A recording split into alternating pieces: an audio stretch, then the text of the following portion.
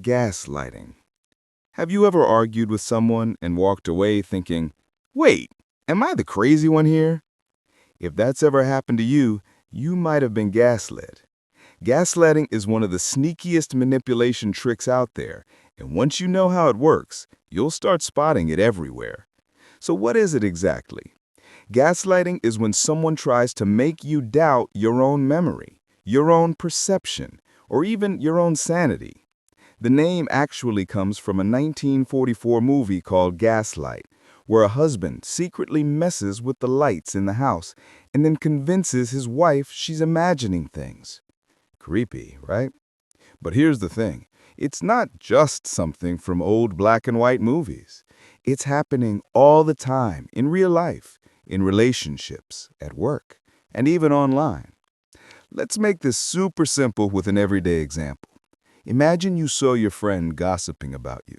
Later, you bring it up, like, hey, I heard what you said. Instead of owning it, they smile and go, wow, you're really paranoid. Why would I ever say that? You must have misheard. You walk away questioning yourself. Maybe I did mishear. Maybe I'm overreacting. That's gaslighting at work. The goal is to shake your confidence so you're easier to control. Why does this trick work?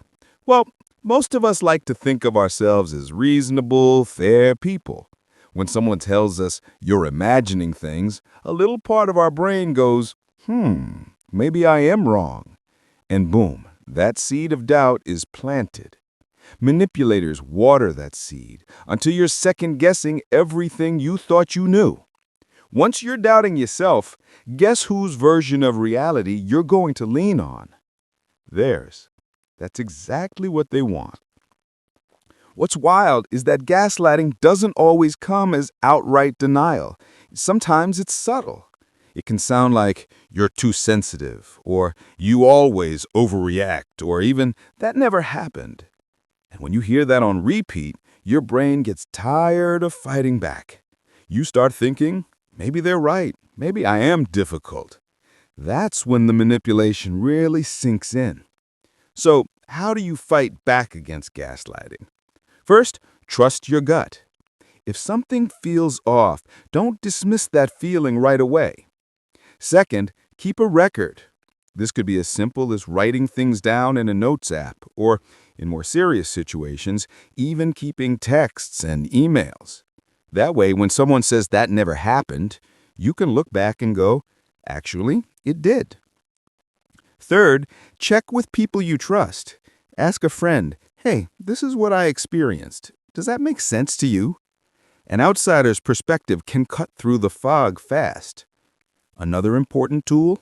Flip the script. Instead of defending yourself endlessly, throw the responsibility back. If someone says you're overreacting, you can calmly respond, maybe, but let's focus on what I actually said happened.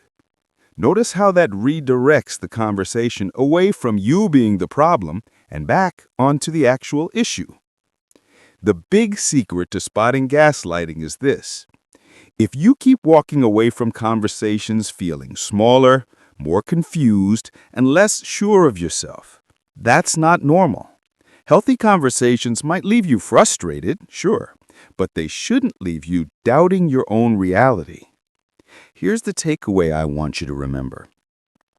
Gaslighting isn't about you being too sensitive or forgetful. It's about someone else trying to rewrite reality to benefit themselves. Once you see it for what it is, you get your power back. So next time someone tries to twist your words or make you question what you know you saw or heard, ask yourself this. Am I really wrong, or are they just trying to turn the lights down on me? Love bombing. Picture this. You meet someone new. Maybe it's a romantic partner. Maybe it's a new boss. Maybe it's even a new friend. And from day one, they are showering you with attention. Compliments nonstop. Texts all the time. Big gestures that feel way too much, way too soon. They say things like, you're the most amazing person I've ever met, or I can't believe I finally found you. At first, it feels incredible. Who doesn't want to feel special, right? But here's the catch. This is often the setup for one of the oldest manipulation tricks in the book, love bombing. So what exactly is love bombing? It's when someone overwhelms you with affection, praise, gifts, or attention to create a fast emotional connection. The goal isn't actually love, it's control. They build you up so high that when they eventually pull the rug out, you'll do almost anything to get that feeling back. It's like emotional bait and switch. Let's make it relatable with a simple story. Imagine you just started dating someone. On the first week, they're already saying, "I think you're my soulmate." They're planning your future together. They're texting you morning, noon, and night. They introduce you to their friends immediately and talk about you like you've been together forever. You're thinking, wow, this is intense, but kind of amazing. Fast forward a month, and suddenly the affection slows down. They're not texting as much. They're a little colder. Now you feel anxious, chasing that initial flood of attention. And guess what? That's exactly how they keep you hooked. Why does love bombing work so well? Because as humans, we're wired to crave connection and validation. When someone showers us with praise, our brain releases dopamine, that feel-good chemical. It's addictive. Then, when the attention is pulled away, your brain goes into panic mode, like a withdrawal. You start thinking, what did I do wrong? How do I get that love back? And in that vulnerable state, you're easier to control. Now, it's important to say, not all affection is manipulative. Some people are just genuinely warm and enthusiastic. The difference is in the timing and intensity. Healthy relationships build gradually. Love bombing feels like sprinting at full speed right out of the gate. It's excessive. It's fast. And often it comes with subtle strings attached. For example, after weeks of being praised endlessly, they might say something like, "I don't know why you even talk to your friends. I'm the only one who truly understands you." See what happened there? The praise was just the doorway to control. So how do you fight back against love bombing? Step 1, slow it down. If someone is pushing for a deep connection right away, pump the brakes. Take note of how consistent they are over time. Step 2, check for balance. Is the affection two-way, or is it mostly them overwhelming you? Step 3, watch what happens when you set boundaries.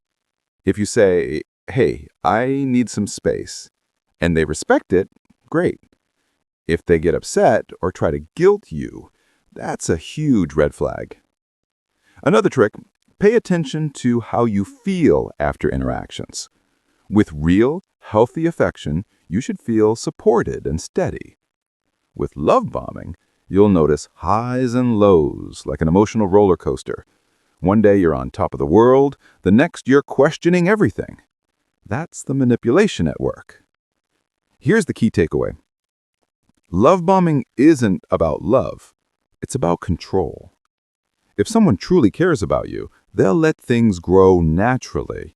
They won't need to drown you in attention to secure your loyalty.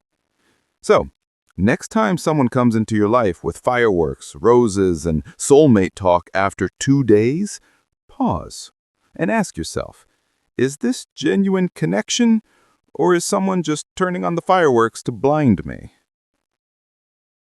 Guilt tripping. Have you ever had someone make you feel bad for saying no, even though you had every right to? That's guilt tripping.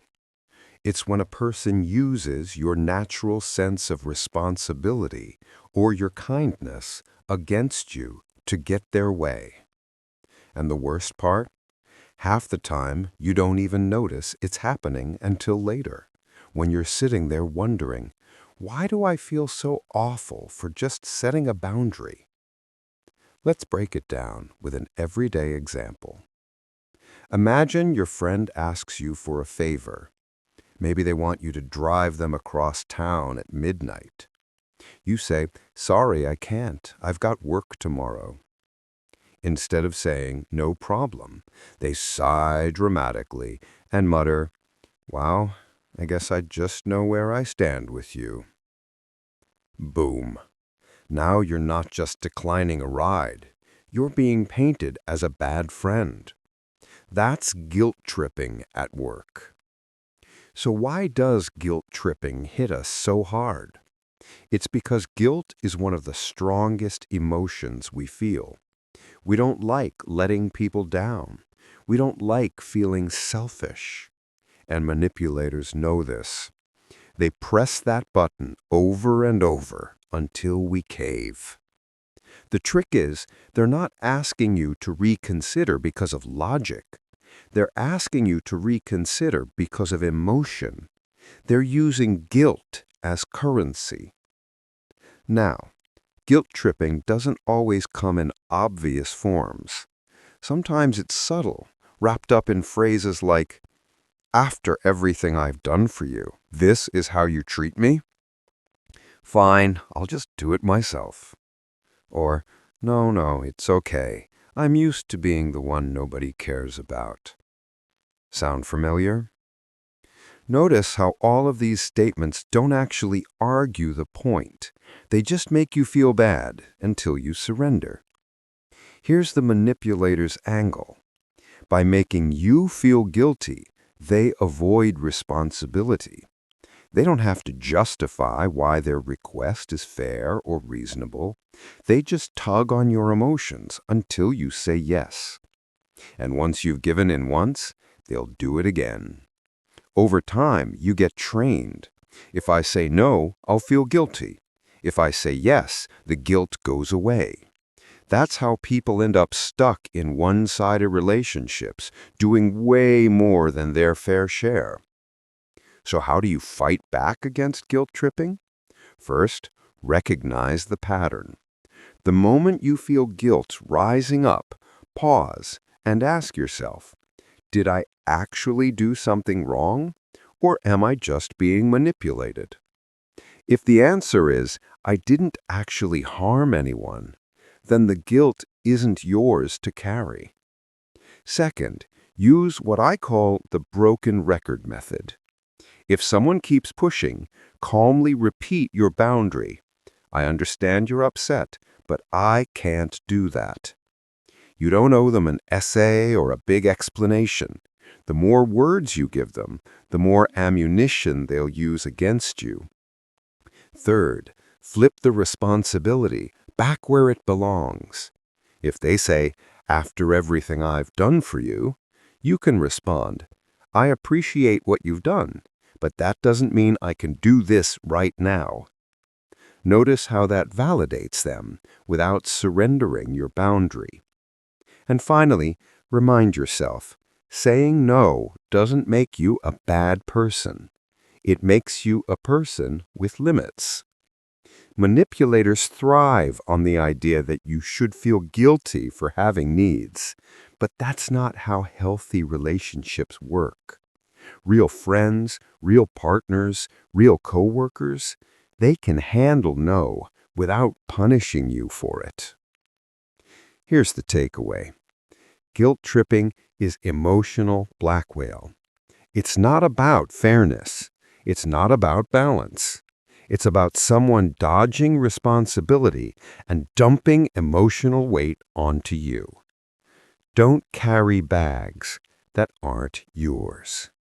So next time someone drops a dramatic sigh or a, "Wow, I guess I don't matter," pause and ask yourself, is this really about me, or is someone just trying to rent space in my conscience?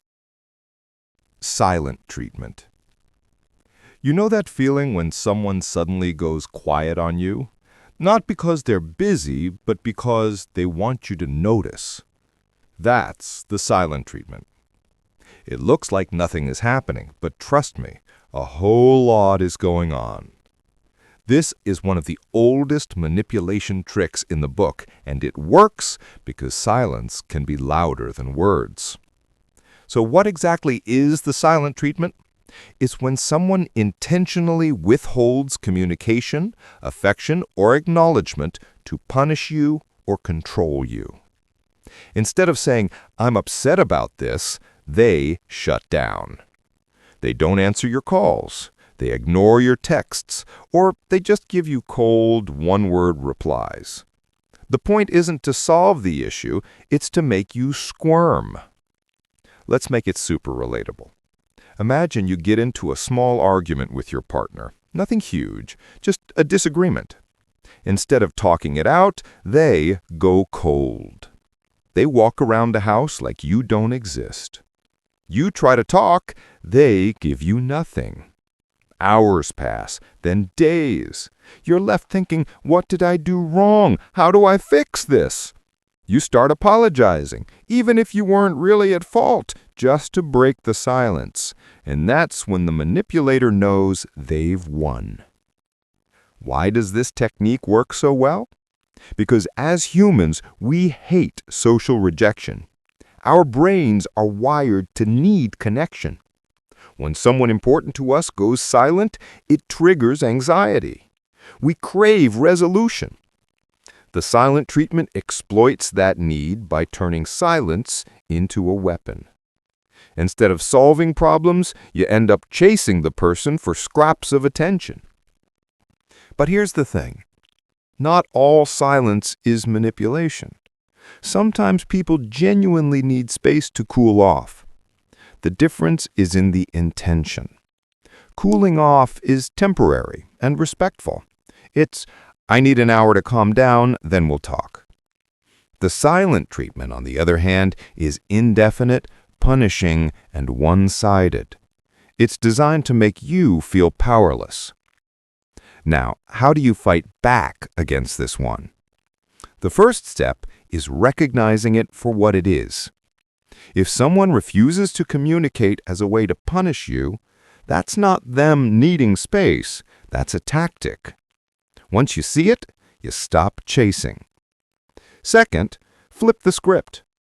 Instead of begging for attention, calmly state your boundary. "I see you're not ready to talk right now. That's fine, but I'm here when you're ready to communicate respectfully." Then, walk away. That does two things. It acknowledges the silence without rewarding it, and it keeps your self-respect intact. Third, protect your energy. Don't put your life on hold waiting for their response. Keep living, keep moving, keep doing your thing. The more you act like the silent treatment doesn't derail you, the less power it has. And finally, ask yourself the big question. Is this a one-time thing, or is it a pattern? Everyone needs space sometimes. But if someone constantly shuts down instead of working through problems, that's not healthy conflict, it's emotional manipulation. Over time, the silent treatment trains you to tiptoe around them, terrified of triggering another freeze-out. That's not love, that's control. Here's the takeaway. Communication solves problems. Silence prolongs them. If someone really cares about you, they'll talk it out. They won't punish you with absence. So don't let silence push you into giving up your boundaries. Next time someone tries the silent treatment, ask yourself, am I really in the wrong here, or are they just turning down the volume to turn up the pressure? Triangulation. Have you ever noticed someone bringing a third person into an argument or a conflict, and suddenly things feel 10 times more complicated?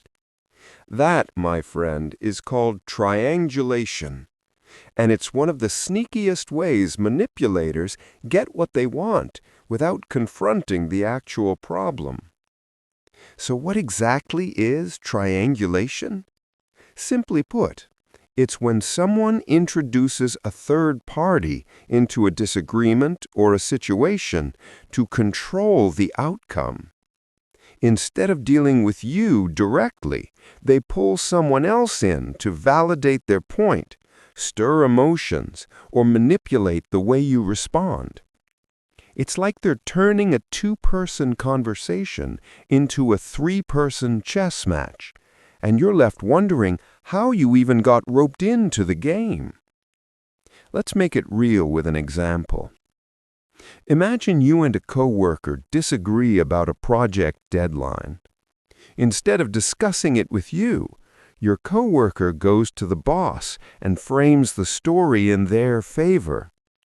Now your boss thinks you're being unreasonable, and suddenly you're scrambling to defend yourself, even though the original conversation never happened that way. Or picture a friend who tells another mutual friend, "I don't know why Alex is acting like this," just to make you look bad. You start doubting yourself, wondering if you really are in the wrong. And the manipulator? They just sit back and watch their plan work. Why does triangulation work so effectively? It's all about social proof and pressure. Humans naturally care about what others think. When someone brings a third party into a conflict, it feels like the crowd is watching, and suddenly your perspective seems less important or less valid. Manipulators know this and use it to shift blame, create jealousy, or pit people against each other. Here's the kicker. Triangulation doesn't always look aggressive. Sometimes it's subtle. A manipulator might casually say, "I was talking to Jamie and they think you're overreacting too." See what happened there? Your brain immediately jumps to, well, if Jamie agrees, maybe I'm wrong. That's exactly the point. They're using a third person's opinion to control your feelings. So how do you fight back against triangulation? First, recognize it for what it is. If someone keeps involving others unnecessarily in your private matters, that's a red flag. Second, go directly to the source. Address the person who is actually involved, instead of letting the manipulator spin the story. Ask questions like, "Did you actually say that? Or is this what they told you?" This cuts through the third-party filter and gets you back to reality. Another strategy? Set boundaries around gossip and interference. You can calmly say, "I prefer to handle this directly with the person involved, not through anyone else." This not only protects your relationships, but also takes away the manipulator's leverage. Finally, trust your instincts. Triangulation often leaves you feeling anxious, confused, or defensive. If it feels like someone is playing games with your emotions, it probably is. Step back and assess. Am I responding to the actual situation, or am I reacting to someone else's twisted version of it? Here's the takeaway. Triangulation is about control, not communication. Healthy relationships involve direct dialogue, even when it's uncomfortable. Manipulators thrive when they can pit people against each other, turning friends, co-workers, or family members into unwitting pawns.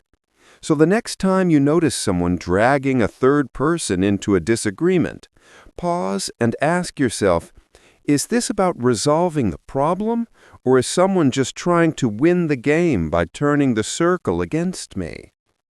Future faking.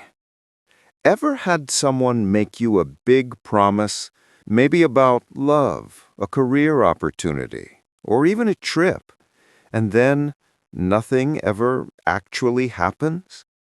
That's what we call future faking. And if you've experienced it, you know how frustrating and confusing it can feel. So, what exactly is future faking? Simply put, it's when someone dangles a desirable future in front of you to influence your present behavior without ever intending to deliver. Think of it as a carrot on a stick, except the carrot is mostly imaginary. The manipulator's goal isn't to actually create that future. They just want you to act, feel, or commit in ways that benefit them now. Let's make it relatable. Imagine dating someone who says, "We're going to travel the world together someday. I can see us living together, maybe even getting married." You feel excited. You invest time, emotions, and energy, and maybe even make sacrifices for this future. But months go by, and none of these plans ever materialize.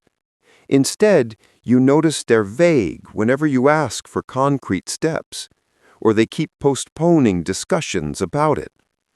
You start wondering, am I being impatient, or do they just not mean it? That's the future faking at work. Why does this trick work so well? Because humans are wired to respond to hope and vision. When someone paints a picture of a desirable future, your brain releases dopamine. You get an emotional high from imagining that perfect outcome. Manipulators exploit this natural psychological response to keep you motivated, compliant, or emotionally invested, even when there's no real plan behind their words. Here's the sneaky part. Future faking doesn't usually feel aggressive. It feels exciting. You're drawn in by promises of love, career growth, adventure, or stability. But here's the problem. When these promises never materialize, it leaves you stuck in an emotional limbo, constantly chasing an ideal that doesn't exist. And manipulators know this. They don't have to threaten you or fight with you. They just dangle that future, and you do the work for them. So how do you spot and protect yourself from future faking? First, look for patterns. Are they consistently vague about timing? Do they avoid specifics? Do they fail to follow through despite repeated reminders? These are huge red flags. Second, demand concrete steps. Words are cheap. If someone says, "We'll do X someday," ask, "When exactly?" or "What's the first step?" If they continually dodge these questions, that's a warning sign. Third, trust your intuition. If you notice a mismatch between promises and actions, pay attention. Feeling exciting isn't a reason to ignore inconsistencies. Your feelings matter, but so do facts. And finally, don't let hope blind you to reality. Just because someone talks about a perfect future doesn't mean it's coming. Protect yourself by making decisions based on what's happening in the present, not on what might happen someday. Here's the key takeaway. Future faking is all about control through hope. It's manipulative because it keeps you motivated to meet someone else's needs while they delay, dodge, or ignore reality. The longer you fall for it, the more emotional energy you waste chasing a dream that isn't real. So the next time someone promises a big someday, pause and ask yourself, are they truly building this future, or are they just keeping me hooked on a fantasy? Negging. Have you ever received a compliment that didn't quite feel like a compliment? Something like, "Wow, you look great for someone your age." Or, "I like your dress. It's brave." If so, congratulations, you might have just been negged. Yeah, it sounds funny when you say it out loud, but negging is actually a common manipulation tactic, especially in dating or social situations. So what is negging? Simply put, it's when someone delivers a backhanded compliment or subtle insult disguised as praise. The goal? To undermine your confidence, make you doubt yourself, and increase your desire for their approval. Basically, the manipulator wants you off balance so that you're more likely to seek validation from them. Sneaky, right? Let's make it relatable. Imagine you meet someone at a party. They smile and say, "You're really smart for a woman." Or maybe, "You're funny, but not like a super funny person." At first, you might laugh it off. But then, deep down, a tiny seed of doubt is planted. Wait, do I really seem less smart? Am I not as funny as I thought? That's the manipulator's goal. They're not complimenting you. They're quietly lowering your self-esteem so they can appear as the person who gets you or boosts your confidence. Why does negging work? Because humans naturally crave approval. When someone subtly knocks us down and then offers even the tiniest boost or validation, it creates a roller coaster of emotions. You start thinking, maybe I do need them to tell me I'm okay. That emotional dependence is exactly what the manipulator wants. And here's the tricky point. Negging is usually delivered in a charming or playful tone. They might act like it's a joke or a tease, which makes it hard to call out. You might even laugh along or brush it off, but every time it happens, that little bit of doubt grows, and your confidence in your own judgment slowly erodes. So how do you fight back against negging? First, recognize it. If someone gives you a compliment and it feels off, listen to that gut feeling. Chances are your instincts are picking up on the manipulation. Second, don't give them power over your self-worth. You don't need validation from someone trying to subtly put you down. Remember, their opinion is just that, an opinion. Third, call it out calmly. You could say, that doesn't really feel like a compliment to me. Sometimes just acknowledging it removes the manipulator's power because they no longer get to play the mind games in secret. Fourth, surround yourself with genuine support. People who uplift without backhanded comments help reinforce your confidence, making you less susceptible to these subtle manipulations. Finally, remember this. Negging is about control, not honesty or humor. If someone consistently makes you question yourself while pretending to praise you, they're not building a connection. They're trying to destabilize it, so you will seek validation from them. Here's the key takeaway. A compliment should make you feel good, not make you doubt yourself. If you leave an interaction feeling unsure about your own worth or abilities, chances are someone just engaged you. Don't fall for it. Keep your confidence and don't let anyone disguise manipulation as charm. So next time someone throws a playful insult your way, disguised as praise, ask yourself, am I being genuinely complimented? Or is someone trying to make me question myself so I'll look to them for approval? Mirroring excessively. Have you ever met someone who suddenly seems way too similar to you? They like the same obscure music, they love the same weird hobbies, they even mimic your gestures. At first, it feels amazing, like you've met your soul twin. But if it's happening too fast or too perfectly, watch out. You might be dealing with excessive mirroring, a subtle manipulation tactic. So what is mirroring? In general, mirroring is when someone subconsciously imitates your behavior, speech, or attitudes. It's actually a normal social tool. People do it to build rapport and feel closer. But excessive mirroring takes it to another level. The manipulator intentionally copies you in almost everything, creating a false sense of trust and connection. The goal isn't friendship, it's control. Let's break it down with an example. Imagine you meet someone new at a hobby club. You mentioned you love a particular book series. They immediately jump in and say, "Oh my gosh, I love that series too." You talk about a favorite band, and they suddenly reveal they're obsessed with the same band. You start thinking, wow, we're so alike, we're basically the same person. That feeling of instant connection makes you more open, more trusting, and more likely to like or agree with them. That's exactly the manipulator's angle. Why does this tactic work? Because humans crave similarity. We feel safer and more comfortable around people who seem like us.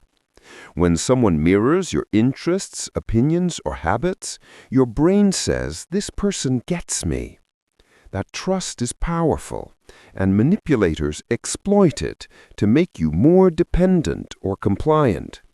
By the time you realize it, you're emotionally invested, and you don't even know why. Here's the sneaky part. Mirroring often looks harmless, even flattering.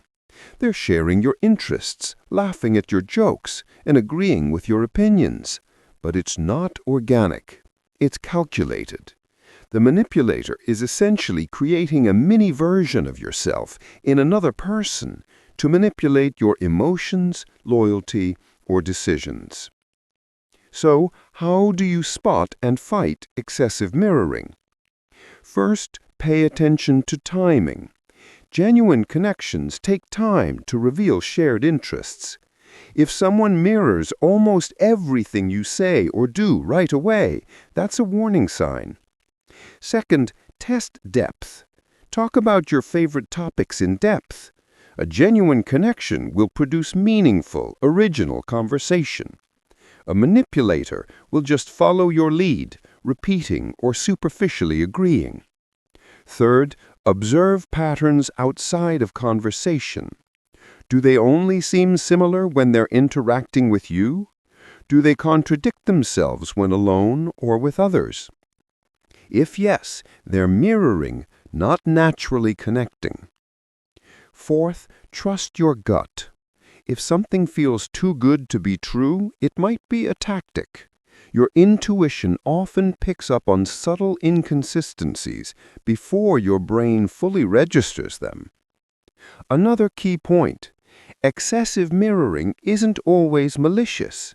Sometimes people genuinely share your tastes, but manipulators use it strategically, always to build trust quickly and steer your emotions. Here's the takeaway. Mirroring is a tool, and excessive mirroring is a trap.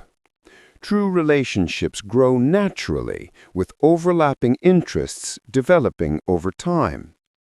Manipulators skip that process to create fake closeness. The faster someone seems just like you, the more cautious you should be.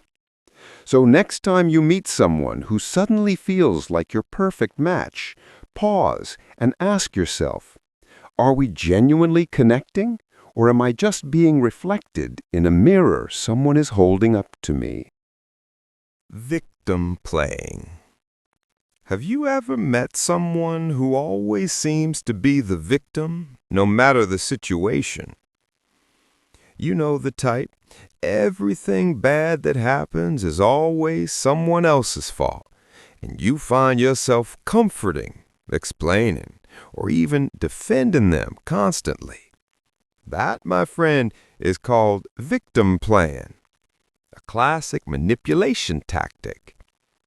So what exactly is victim playing? It's when someone deliberately portrays themselves as helpless, wronged, or mistreated to gain sympathy, avoid responsibility, or control others. The manipulator isn't necessarily suffering. They're using the appearance of suffering to get what they want.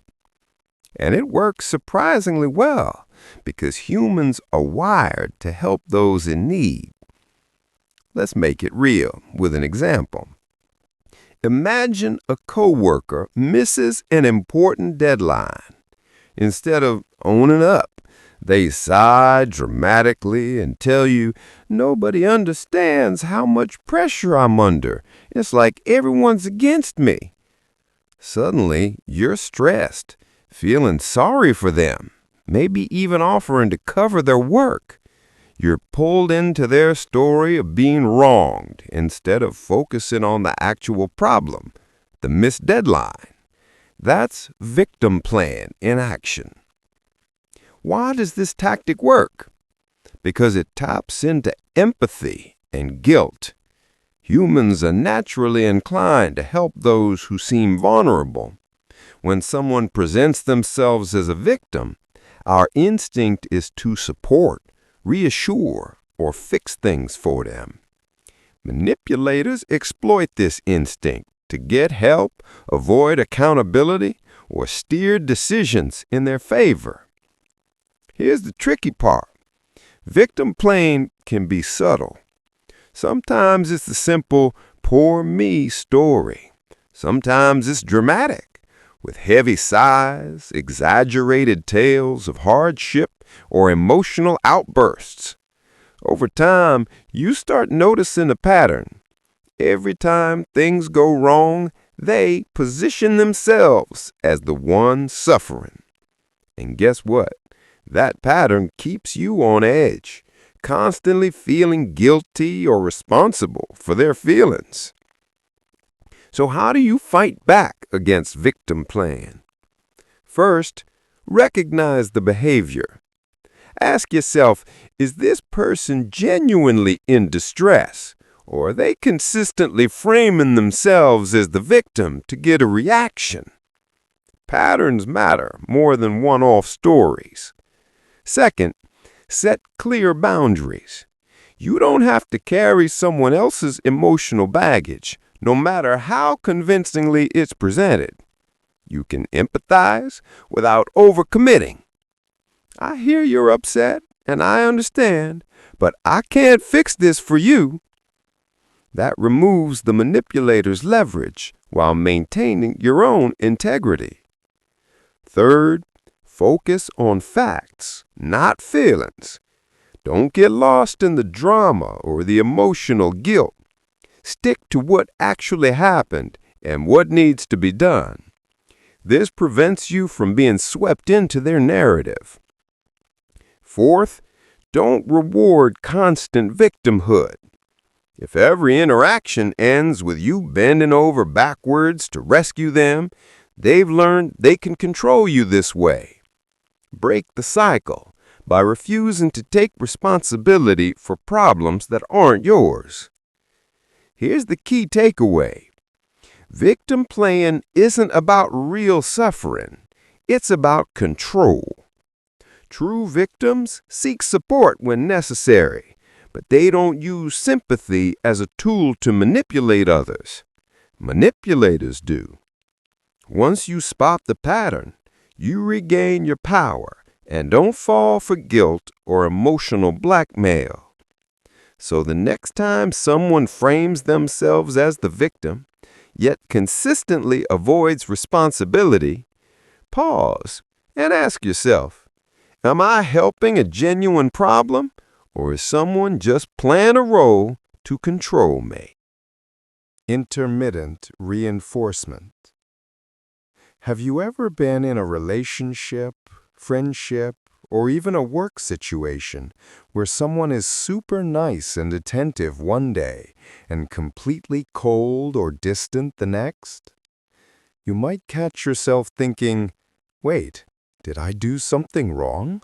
Or why is it so unpredictable?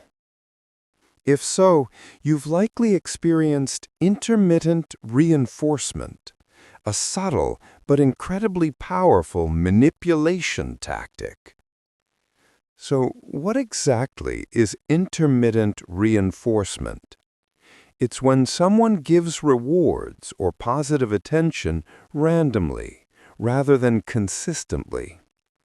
The unpredictable nature of the rewards keeps you hooked, constantly trying to earn or regain that positive treatment. It's the same principle casinos use with slot machines. You never know when the win is coming, so you keep playing. Let's break it down with an example.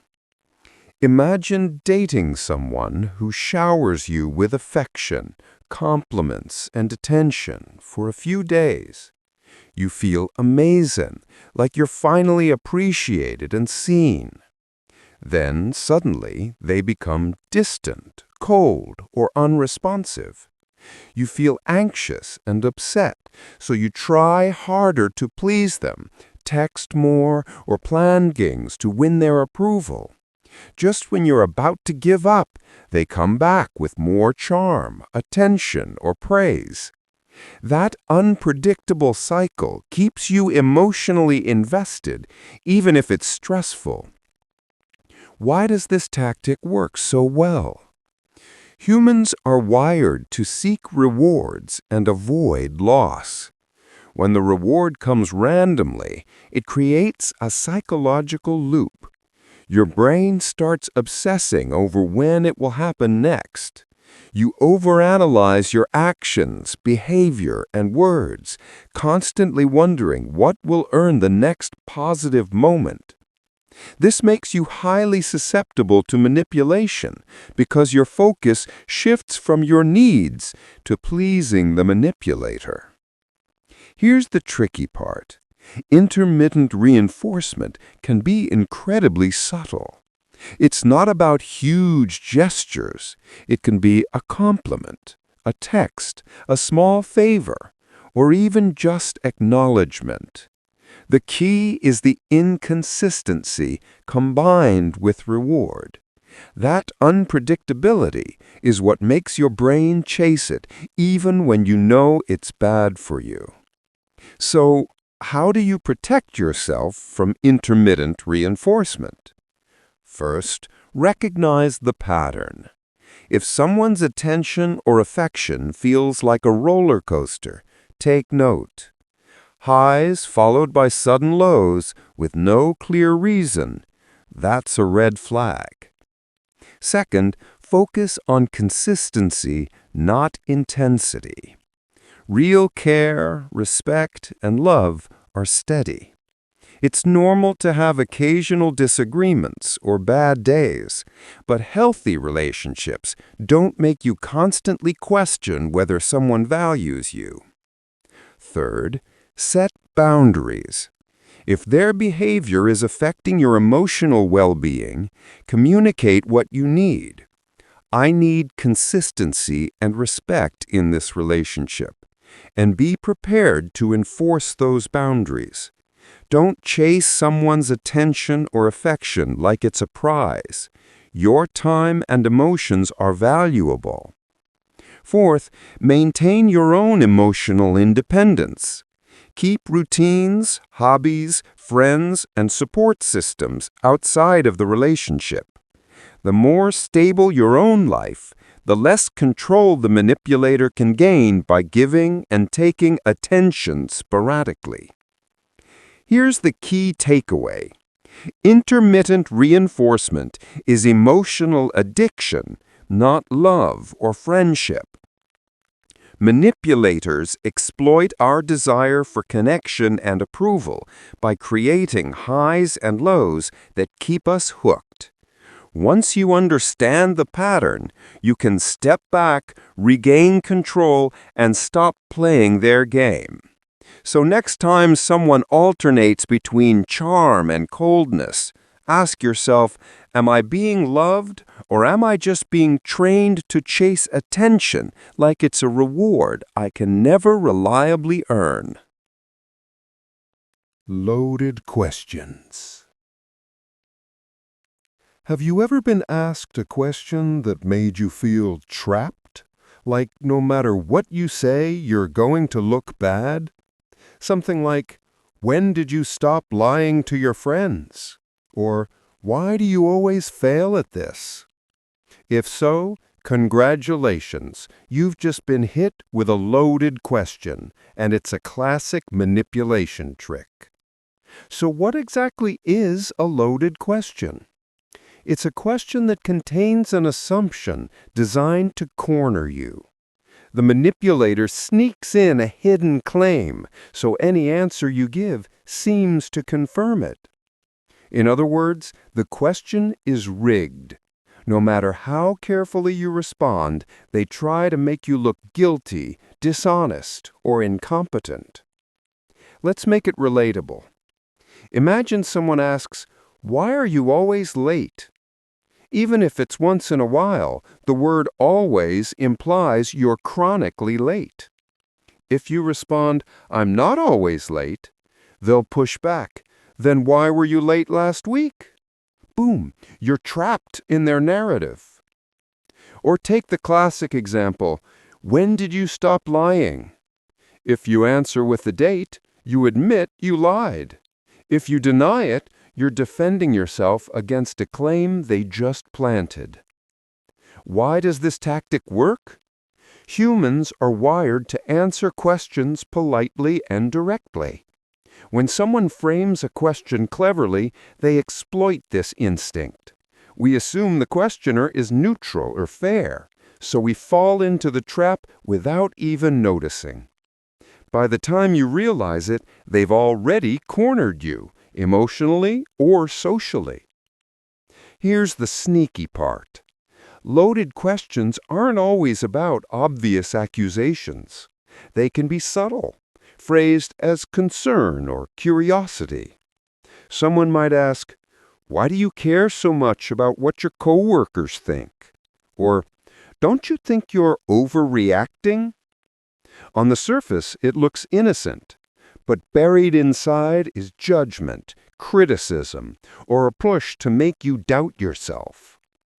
So, how do you fight back against loaded questions? First, recognize the trap. Notice when a question contains an assumption that isn't necessarily true. Ask yourself, is this a fair question, or is it designed to make me look bad? Second, reject the premise. You don't have to answer the embedded assumption. For instance, if someone asks, "When did you stop lying?" you can respond with something like, "I think that question is based on a false assumption, so I'm going to answer it differently." This takes away their power and shifts the conversation back to reality. Third, answer carefully without falling into the trap. You can redirect by stating facts or reframing the question. For example, "I don't believe I've ever lied about that, so let's talk about the actual situation." You're calmly asserting your truth without defending their false premise. Fourth, stay confident and calm. Loaded questions often rely on your emotional reaction. If you get flustered, they've won half the battle. Keeping your composure signals that you see through the manipulation. Here's the key takeaway. Loaded questions aren't genuine inquiries, they're traps. Manipulators use them to twist your words, corner you, or make you doubt yourself. Recognizing the hidden assumption and refusing to accept it is your best defense. So, next time someone throws a question at you that feels unfair or manipulative, pause and ask yourself, am I being asked to answer, or am I being forced into admitting something I never did? Reject the premise, reclaim your narrative, and don't get baited. Double binds. Have you ever felt like you're stuck between a rock and a hard place? No matter what you choose, it feels like you're going to lose. That's called a double bind. And manipulators love using it to trap you. So what exactly is a double bind? It's a situation where every option seems bad, and the manipulator benefits no matter what you do. They set up the rules so that either choice you make reinforces their control or makes you feel guilty. The genius, or sneaky, part is that you feel like the problem is entirely yours, when really it's been rigged against you. Let's make it relatable. Imagine your boss says, "You need to stay late tonight to finish the project or we'll miss the deadline. But don't sacrifice your personal life, okay?" Wait, what? If you stay late, you've sacrificed your personal life. If you leave on time, you missed the deadline. Either way, you're stuck. That's a classic double bind. Or in relationships, someone might say, If you loved me, you'd spend more time with me. But don't ignore your friends either. No matter what you do, someone's going to be unhappy, and you're left feeling like the failure. Why does this tactic work? Because humans naturally want to solve problems and please others. When faced with a no-win situation, our instinct is to try harder, analyze more, or bend over backward. Manipulators exploit this instinct. They thrive on your anxiety, guilt, and frustration while keeping control firmly in their hands. Here's the tricky part. Double binds are often disguised as advice, concern, or rules. They don't look manipulative at first glance. Someone might frame it as, "I just want what's best for you," or "You need to make the right choice." That's why so many people fall into this trap. They think they're being rational, responsible, or considerate, when really they're just following the manipulator's setup. So, how do you fight back against double binds? First, recognize when a situation is rigged. If it feels like you can't win no matter what, pause. That's your brain signaling, "Hey, this isn't a fair choice." Second, create your own third option. You don't have to play by their rules. In the boss example, maybe you negotiate partial work from home or adjust priorities in a way that doesn't trap you. In relationships, maybe you set a boundary that balances both needs on your own terms. Creating a third option breaks the manipulator's control because you refuse to be confined by their frame. Third, stay calm and assertive. Manipulators rely on your stress, guilt, or confusion. By calmly stating your alternative, you regain authority over your choices. For example, "I understand your concerns, but here's a solution that works for both of us." Fourth, don't justify excessively. You don't owe an essay to explain why your third option works. Over-explaining gives manipulators more ways to argue or trap you. State it clearly and stick to it. Here's the key takeaway. Double binds are no-win traps designed to control you, but you are not trapped if you redefine the options. Real power comes from seeing the frame, refusing it, and creating your own path forward. So next time someone forces you into an impossible choice, pause and ask yourself, do I have to play by these rules, or can I invent my own solution and reclaim control? Conversational inertia. Ever been in a conversation where it feels like the other person just won't stop talking? Relentlessly asking questions, making comments, or steering the discussion. And by the end, you feel mentally drained or pressured into agreeing with them?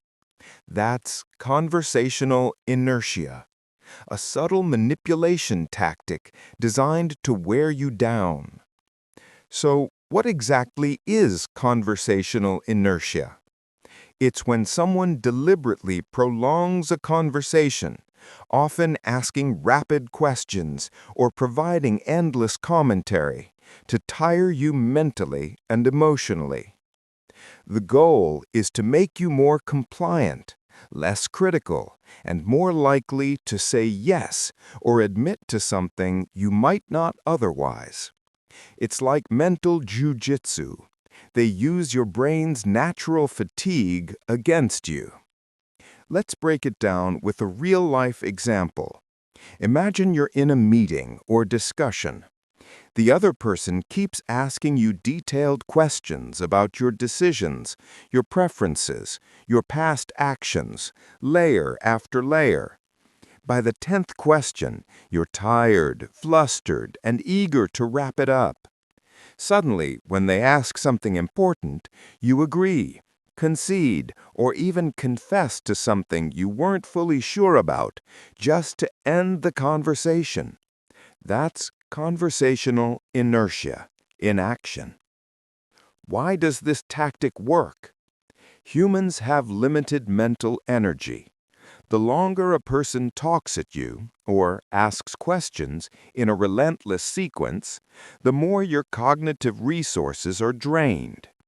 Once you're tired, your critical thinking decreases, your patience shrinks, and your emotional defenses lower.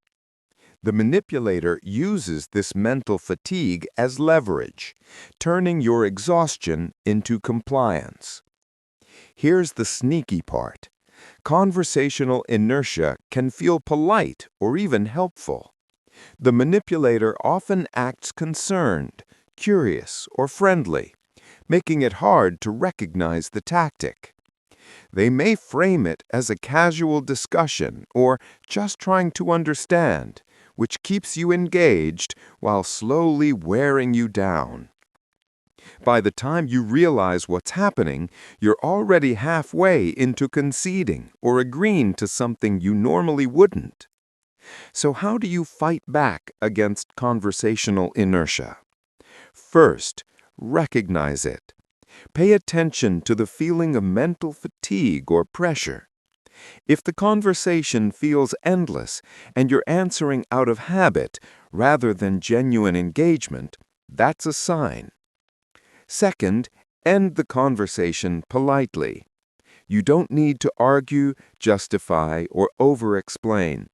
Simple statements like, "I need to think about this further," or "let's continue this another time," are enough to stop the manipulation in its tracks.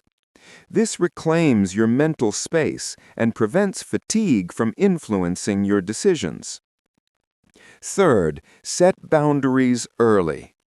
If someone tends to dominate discussions, limit the time you spend in those conversations, or plan exit strategies in advance. This makes it harder for them to drain your energy and control your responses. Fourth, take breaks. Even a short pause allows your brain to reset. Step away, breathe, and collect your thoughts before responding, to ensure your decisions are intentional, not the result of fatigue. Here's the key takeaway. Conversational inertia manipulates your mental energy, not your logic. The moment you recognize the tactic, you can stop it by stepping away, setting boundaries, and refusing to engage endlessly. Your brain works best when it's rested, and manipulators rely on your fatigue to weaken your defenses. So next time you notice someone dragging a conversation endlessly, pause and ask yourself, am I genuinely engaging, or am I being worn down so they can control my response? Then politely end it and reclaim your energy. Semantic twisting. Have you ever been in a conversation where someone suddenly seems to be arguing a completely different point than what you intended, even though you thought you were being clear? If so, you've likely experienced semantic twisting, a sneaky manipulation tactic where words get redefined mid-conversation to trap or confuse you. So what exactly is semantic twisting? It's when a person changes the meaning of words, phrases, or concepts during a conversation to suit their argument or make you look wrong. It's not just miscommunication. They're deliberately bending language to manipulate your understanding, divert the discussion, or make you doubt your own reasoning. Let's break it down with a simple example. Imagine you say to a colleague, "I think we should finish this report by Friday to stay on schedule." They respond, "So you're saying I'm lazy and won't meet deadlines if we don't push it?" Wait, what? Suddenly, your neutral comment about timing has been twisted into a personal attack. That's semantic twisting in action. Words were redefined mid-conversation to corner you, create guilt, or escalate conflict. Why does this tactic work? Because words are our tools for expressing thought.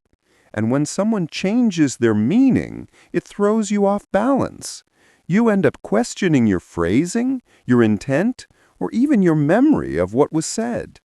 This confusion can make you more compliant, defensive, or willing to back down, giving the manipulator the upper hand.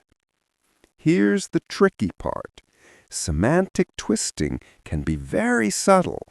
A manipulator might take a single word or phrase and exaggerate its meaning, reinterpret it, or claim you meant something else. Over time, you may find yourself constantly walking on eggshells, worrying that any casual statement could be twisted against you. So how do you fight back against semantic twisting? First, anchor definitions. Make sure both parties agree on what key terms mean at the start of a conversation. For example, when I say on time, I mean before 5 p.m. on Friday, not any other time.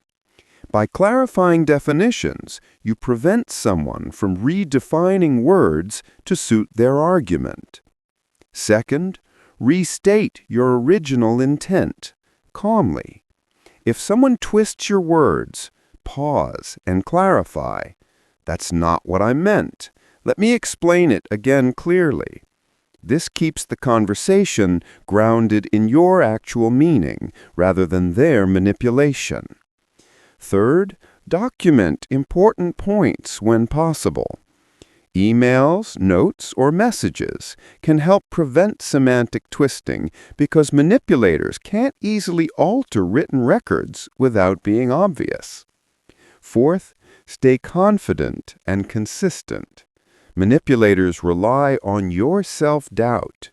When you stick to your definitions and intentions, you remove the leverage they're trying to gain by twisting semantics. Here's the key takeaway. Semantic twisting is all about controlling the narrative through language. By redefining words mid-conversation, manipulators can confuse, guilt, or trap you. Recognizing the tactic and anchoring your definitions prevents their manipulation from working.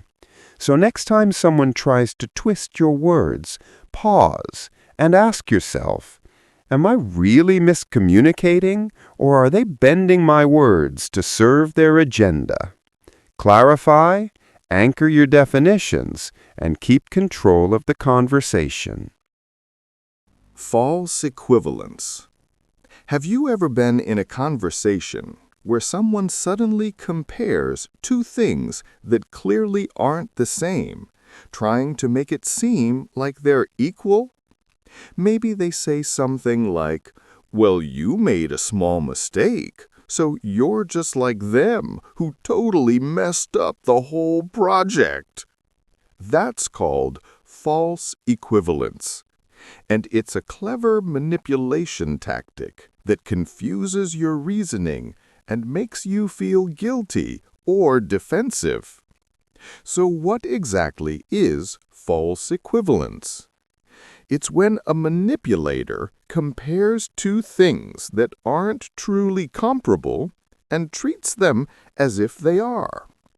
By doing this, they shift blame, avoid responsibility, or make you feel like your behavior or choices are worse than they really are. Essentially, it's a way to distort reality and manipulate your perception of fairness or morality. Let's break it down with a relatable example. Imagine you forgot to reply to a friend's message for a day. Later, they say, Well, at least you didn't ghost someone for months like Alex did, so you're basically the same. Wait, what? Your one-day delay is suddenly equated to months of neglect. That's a false equivalence. The manipulator isn't concerned with fairness. They're trying to make you feel guilty, small, or defensive, even when the situations are completely different. Why does this tactic work? Humans naturally look for patterns and similarities. When someone draws a parallel, even a ridiculous one, our brains instinctively try to make sense of it. False equivalence exploits that mental shortcut, tricking you into accepting a distorted comparison as valid. The more emotional or stressful the situation, the easier it is to fall into the trap. Here's the sneaky part. False equivalence often comes with an emotional charge. The manipulator might use phrases like, just like, basically the same, or no different from, while framing their comparison in a way that evokes guilt, shame, or urgency. By connecting unrelated things emotionally, they make the comparison feel more convincing, even if it's logically absurd. So how do you fight back against false equivalence? First, identify the comparison and check its validity. Ask yourself, are these things really equal, or is someone trying to make me feel guilty for something minor? Often, you'll see the gap immediately. Second, separate the contexts. Make the differences explicit. I understand your point, but forgetting to reply for a day isn't the same as months of neglect. The situations are different. By clarifying the context, you expose the manipulation and regain control of the conversation. Third, avoid overreacting emotionally. Manipulators rely on your emotional response to make their false equivalence feel real. Stay calm, logical, and firm in pointing out the distinctions. Fourth, refocus on facts, not comparisons. Don't get sidetracked by attempts to equate unrelated issues. Keep the discussion grounded in the actual situation at hand. Here's the key takeaway. False equivalence is about bending logic to manipulate emotions. It's designed to confuse, guilt, or pressure you into accepting unfair comparisons. By separating contexts and focusing on facts, you take back your perspective and avoid being trapped in their twisted logic. Word salad. Have you ever been in a conversation where someone just talks in circles? They throw out big words, confusing jargon, or overly complicated explanations, and by the end, you feel dizzy, confused, and not entirely sure what they were even trying to say. That, my friend, is called word salad, and manipulators use it to overwhelm you and take control of the discussion. So, what exactly is word salad? It's when someone deliberately uses confusing, technical, or overly elaborate language to make their point sound more impressive, obscure, or unassailable. The goal isn't clarity, it's to overwhelm you mentally so you give up, nod along, or agree just to stop feeling lost. Essentially, it's verbal manipulation designed to make you question your own understanding. Let's make it relatable. Imagine a coworker explaining a project plan. Instead of simply saying, "We need to submit the report by Friday," they go on with, Given the multidimensional paradigm shifts and the synergetic outcomes of interdepartmental deliverables, we need to operationalize the submission protocols in accordance with cross-functional temporal frameworks by Friday. Wait, what? Suddenly, a simple deadline feels like rocket science. That's word salad in action, intimidating and confusing on purpose. Why does this tactic work? Because our brains naturally assume that complicated language equals expertise or authority. When someone overwhelms you with jargon or convoluted sentences, you may start doubting your understanding, thinking, maybe I'm missing something. Manipulators exploit that doubt to make you compliant or deferential. Here's the sneaky part. Word salad doesn't always sound aggressive. Often, it's framed as a genuine explanation or an attempt to clarify a complex issue. That's why many people fall for it. They assume the person is just being thorough or knowledgeable, not manipulative. Over time, this tactic can make you feel dependent on the manipulator's expertise, giving them more control over decisions or opinions. So, how do you fight back against word salad? First, recognize it. If someone's explanation leaves you confused, dizzy, or mentally exhausted, pay attention. That's your signal that they might be manipulating through language rather than explaining. Second, ask for a simple rephrasing. Politely but firmly say something like, "Could you explain that in simpler terms?" Or, "Can you summarize the main point in one sentence?"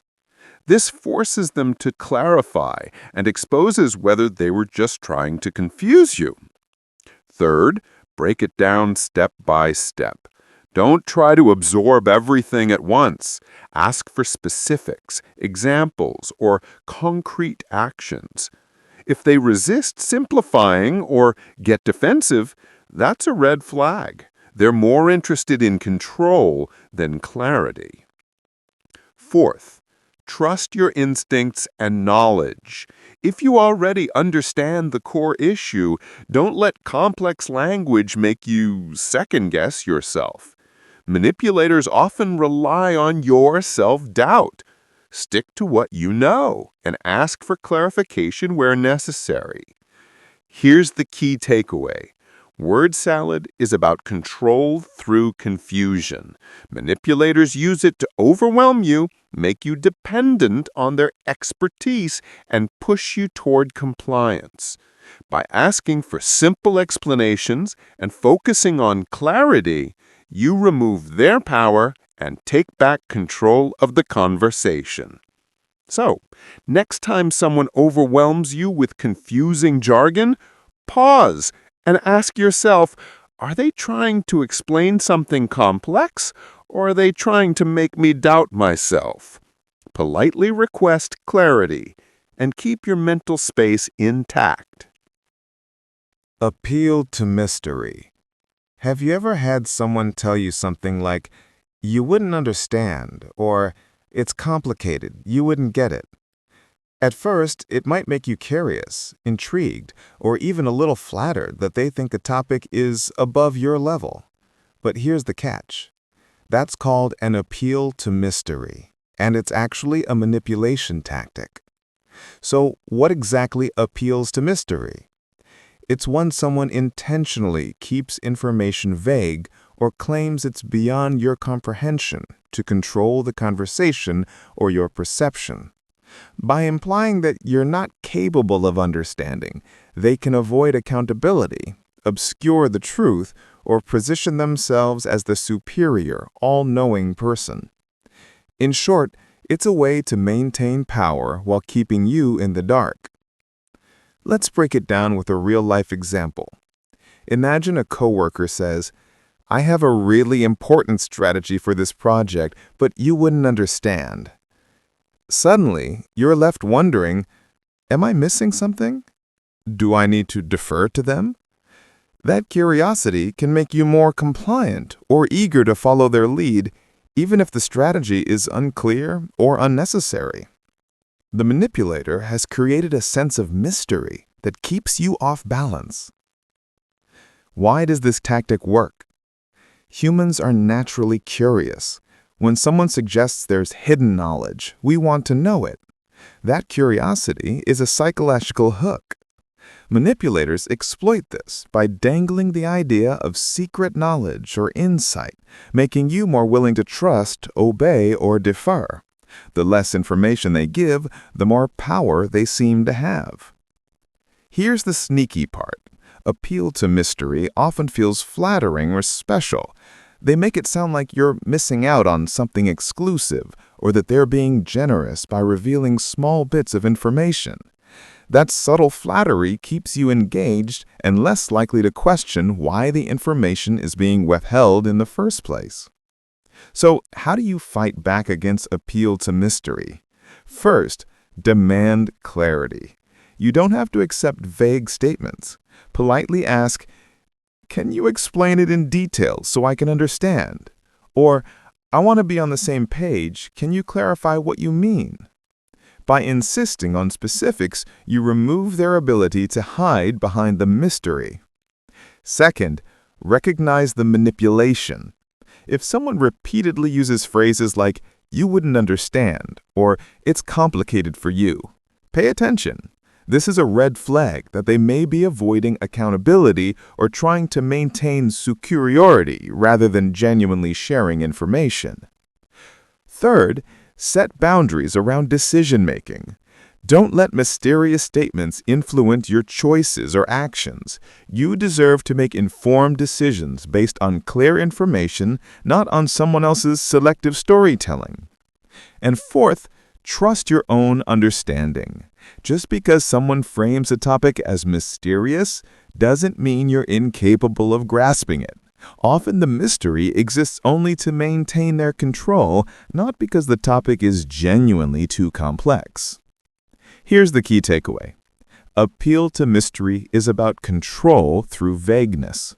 Manipulators use it to maintain authority, create dependence, or avoid responsibility. By demanding clarity and insisting on transparent communication, you reclaim power and prevent being manipulated. So, next time someone tells you, "you wouldn't understand," pause and ask yourself, are they truly explaining something complex, or are they using mystery to control me?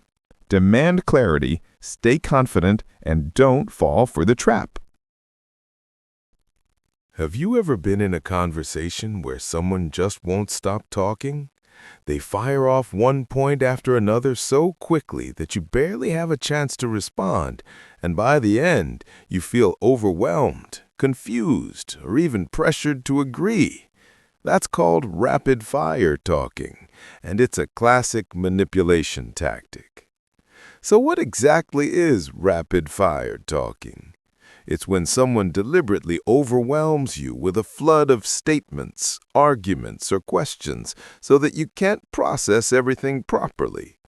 The goal is to make you feel flustered or mentally exhausted, which lowers your ability to respond critically. Essentially, they're using speed and volume as a weapon to dominate the conversation. Let's break it down with an example. Imagine a coworker or a friend launching into a barrage of complaints, demands, and criticisms. "You didn't send the email, then you forgot the meeting, and also, and I needed the report yesterday, so why isn't it done?"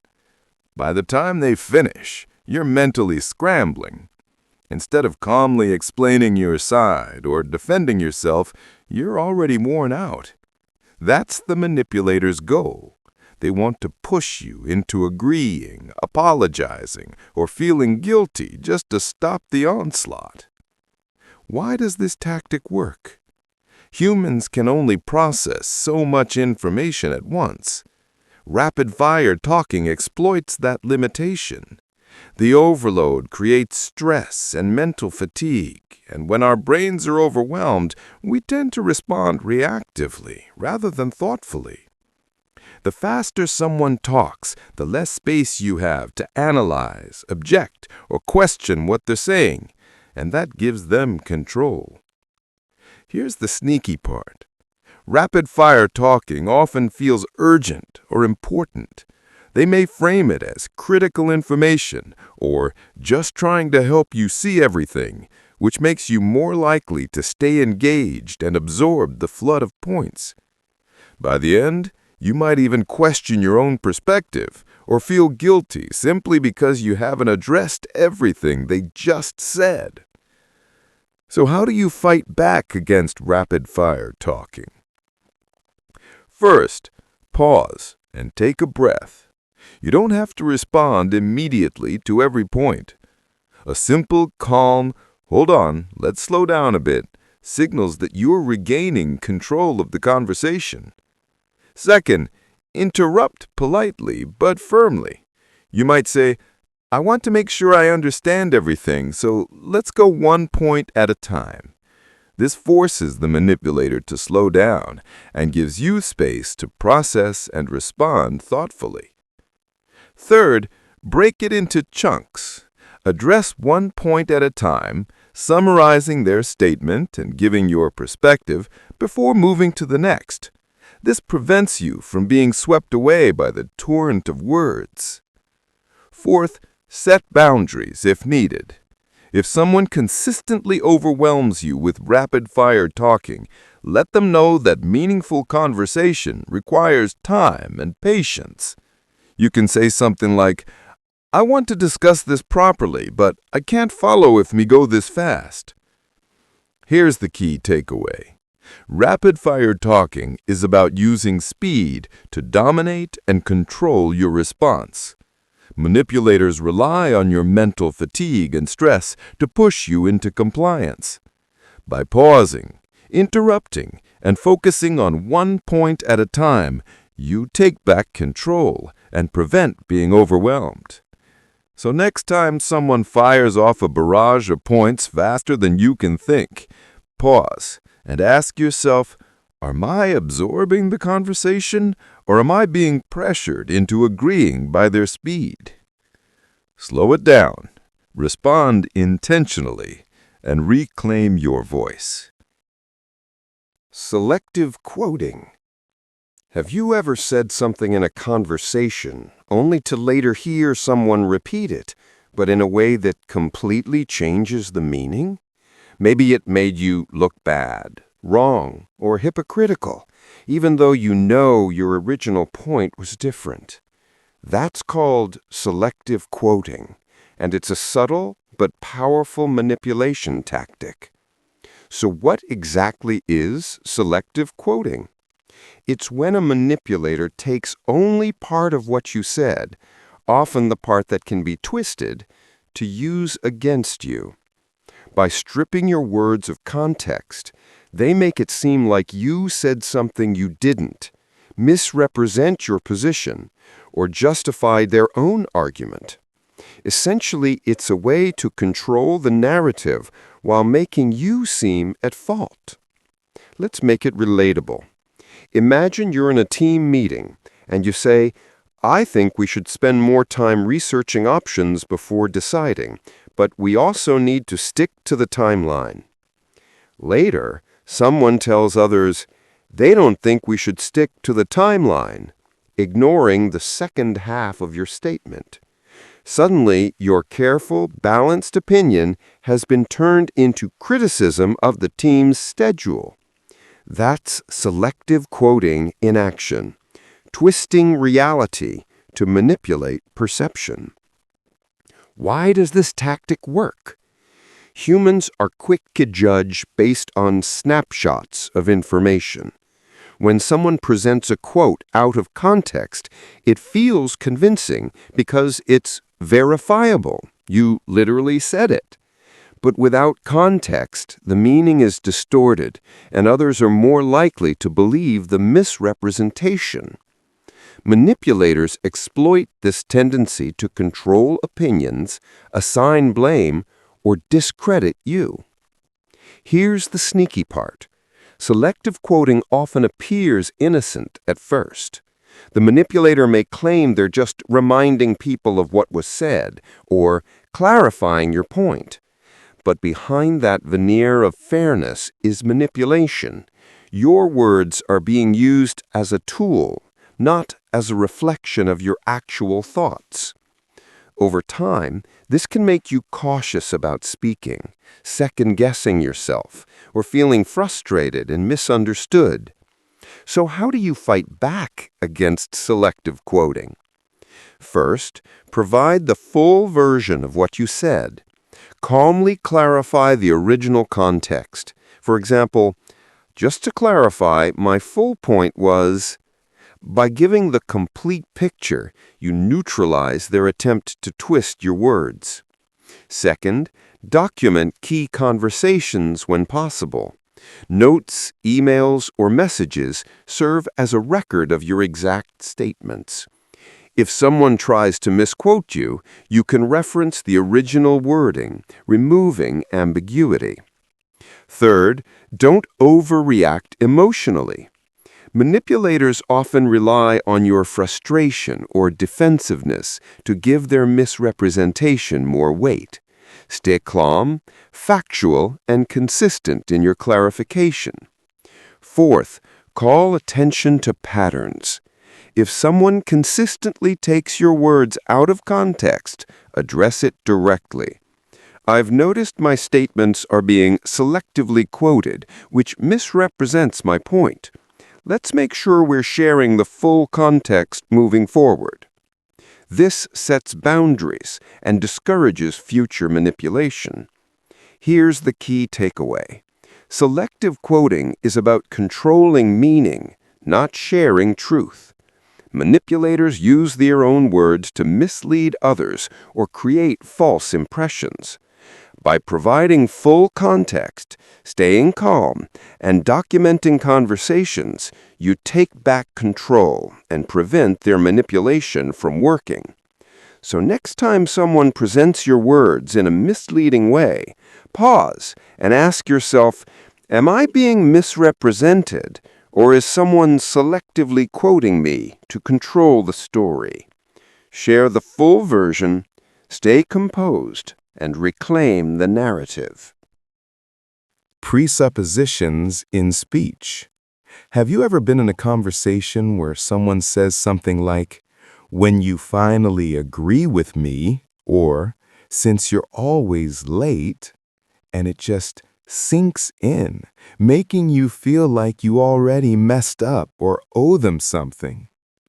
That's called a presupposition in speech. And it's a subtle manipulation tactic that works by sneaking hidden assumptions into ordinary sentences. So, what exactly is a presupposition in speech? It's when someone frames a statement or question in a way that assumes something unproven or unfair about you. By embedding a hidden assumption in their words, they make you appear guilty, obligated, or wrong, even if you haven't done anything. Essentially, it's like a verbal trap. Their assumption is hidden in plain sight, and your natural response often plays right into it. Let's make it relatable. Imagine someone says, "When you stop procrastinating, we can finally start this project." The presupposition here is that you are procrastinating, whether or not it's true. Suddenly, without saying anything, you feel guilty, defensive, or pressured. Or consider a classic.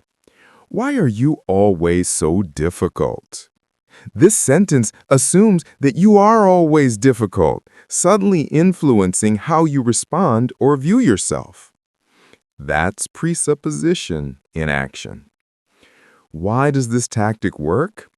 Humans naturally try to answer questions and engage in conversations politely. When a hidden assumption is embedded, we often respond without even noticing it, inadvertently confirming the manipulator's framing. It's subtle, sneaky, and extremely effective because it exploits social norms, politeness, and our desire to be cooperative. Here's the tricky part. Presuppositions in speech don't sound aggressive. They can be phrased casually, jokingly, or even supportively. You might hear, "When you finally understand my point," or "Since you've decided on this course," and it seems harmless at first, but hidden inside is a claim about your behavior, mindset, or responsibility that you may not even agree with. Over time, this tactic erodes confidence and subtly shifts power toward the manipulator. So, how do you fight back against presuppositions in speech? First, identify the hidden assumption. Ask yourself, am I actually guilty of what's implied, or is this just built into their wording? Recognizing it is the first step to diffusing its impact. Second, reject the assumption explicitly. You don't have to answer the trap. For example, if someone says, "When you finally agree with me," you can respond, "I haven't agreed yet, and I need to evaluate the situation first." By rejecting the embedded assumption, you take back control of the narrative. Third, reframe the statement. Turn the conversation around by focusing on facts rather than implied claims. For instance, let's discuss the points on the table instead of assuming what I think. This removes their hidden leverage and puts the discussion on neutral ground. Fourth, stay calm and confident. Presuppositions rely on subtle guilt or social pressure. By calmly pointing out the assumption, you prevent it from influencing your feelings or decisions. Here's the key takeaway. Presuppositions in speech are verbal traps hidden in plain sight. Manipulators use them to shift blame, create guilt, or push compliance.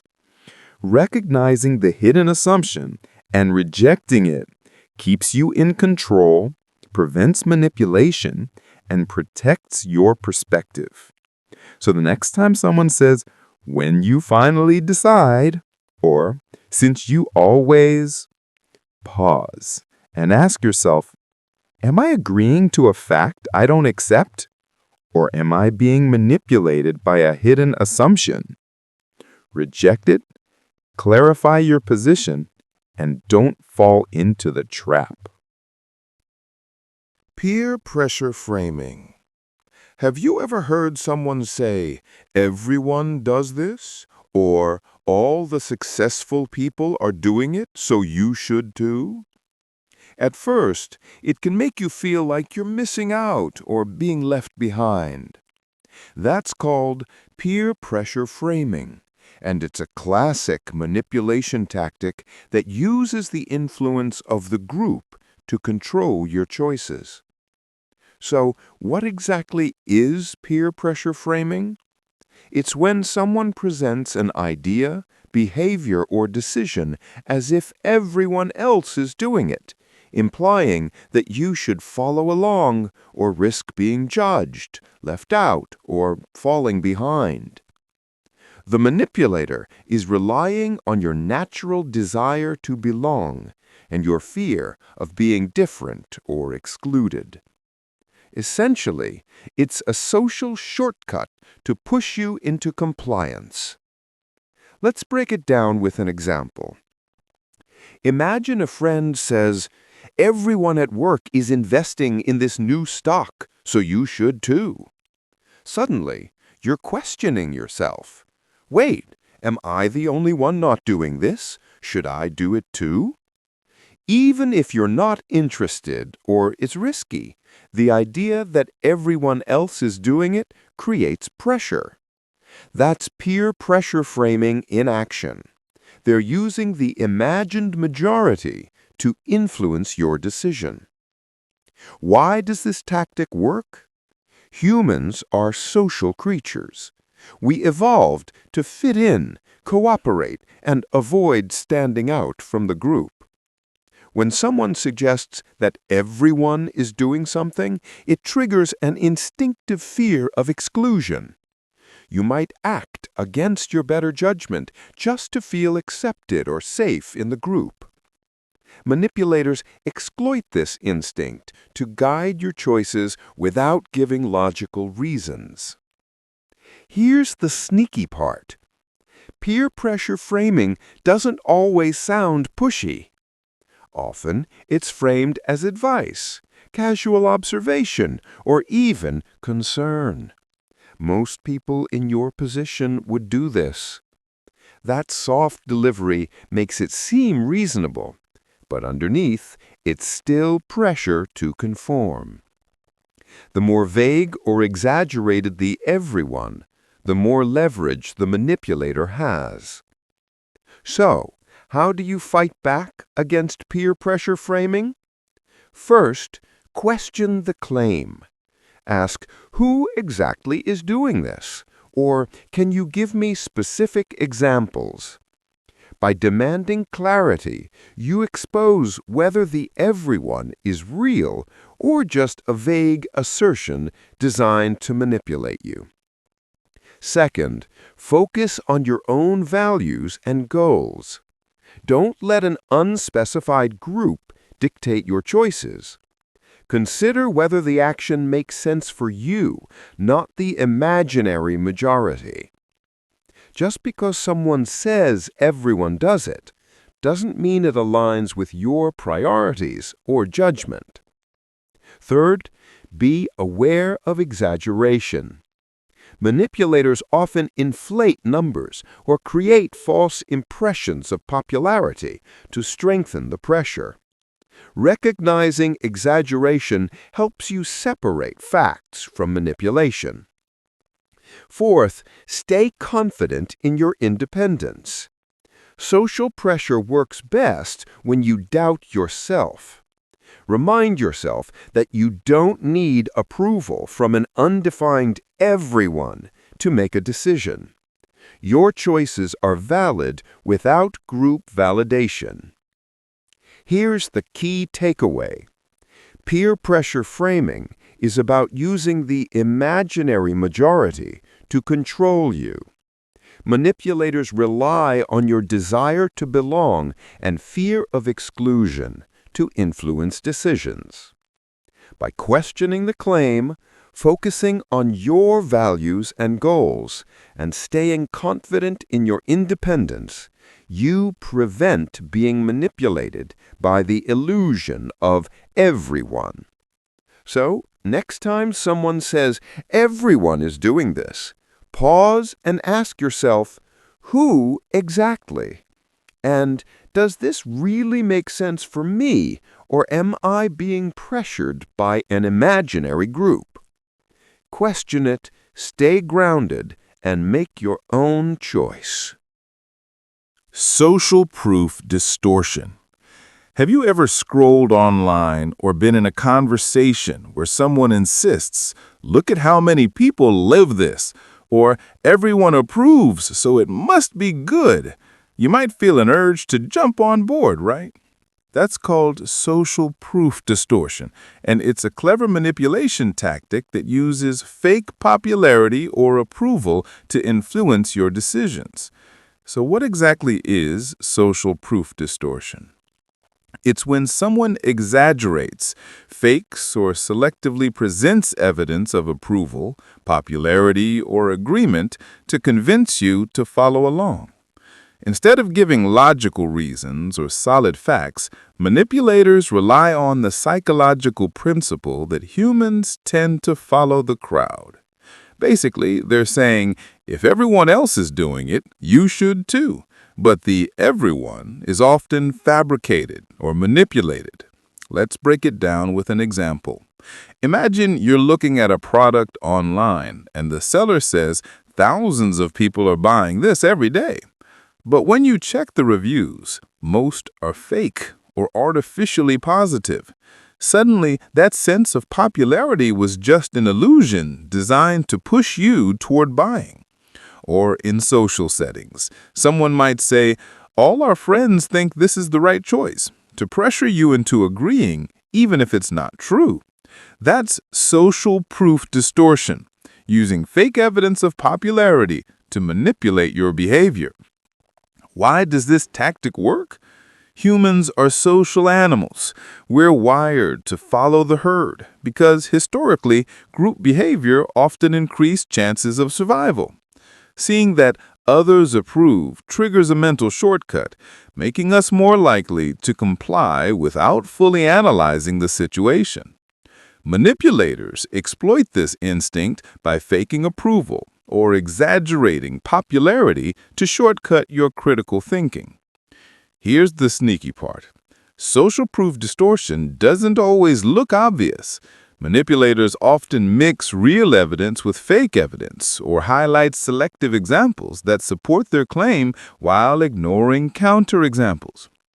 This creates a sense of legitimacy, making it harder to question. Over time, it can push you to adopt opinions, buy products, or make choices you wouldn't otherwise. So how do you fight back against social proof distortion? First, check authenticity. If someone claims that everyone loves or agrees with something, investigate. Look for actual evidence, credible sources, or independent verification. Don't just rely on their statement. Manipulators know you're more likely to accept it at face value. Second, look for patterns of manipulation. Social proof distortion often relies on exaggeration, selective examples, or fake endorsements. This recognition helps you spot manipulation before it influences your decision. Third, focus on your own judgment. Popularity isn't a substitute for critical thinking. Just because everyone supposedly approves doesn't mean it aligns with your values, needs, or reasoning. Make choices based on facts, not the illusion of approval. Fourth, stay skeptical and patient. Manipulators often push urgency along with social proof, saying things like, "Act now, everyone else is doing it." Pause, verify, and don't let a false sense of popularity rush you into decisions. Here's the key takeaway. Social proof distortion is about faking popularity to manipulate behavior. Manipulators rely on your instinct to follow the crowd, exaggerating or fabricating approval to pressure you into compliance. By checking authenticity, staying skeptical, and trusting your judgment, you can see through the illusion and make decisions on your own terms. So next time someone tells you everyone loves this or all our friends agree, pause and ask yourself, is this really true? Or am I being manipulated by fake social proof? Verify, think independently, and don't let false popularity control your choices. Scarcity illusion. Have you ever seen a product online or in a store and noticed the label like "only one left" or "limited time offer, act now"?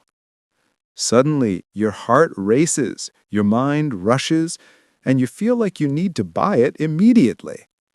That's called the scarcity illusion, and it's a classic manipulation tactic that creates urgency to make you act impulsively.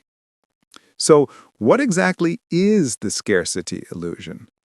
It's when someone exaggerates or fakes the scarcity of a product, opportunity, or resource to pressure you into making a quick decision. By creating a sense of rarity, manipulators trigger your fear of missing out, aka FOMO, making it harder for you to think critically or evaluate whether the offer is actually worthwhile. Essentially, it's psychological pressure disguised as urgency. Let's break it down with an example. Imagine you're shopping online and a website shows a gadget with a flashing label, "Only one left in stock." Instantly, your mind jumps to, "I need to buy it now or I'll miss out." But in reality, the stock could be abundant, and the "one left" tag is just a marketing trick. Or in a social setting, someone might say, "This opportunity won't come again. You have to decide now," even when there's no real deadline. That's the scarcity illusion in action.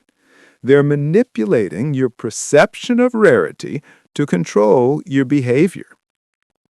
Why does this tactic work?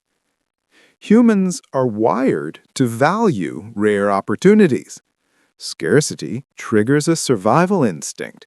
If something is limited, it must be valuable, and missing out could be costly. Manipulators exploit this instinct, rushing your decisions and reducing your ability to evaluate logically.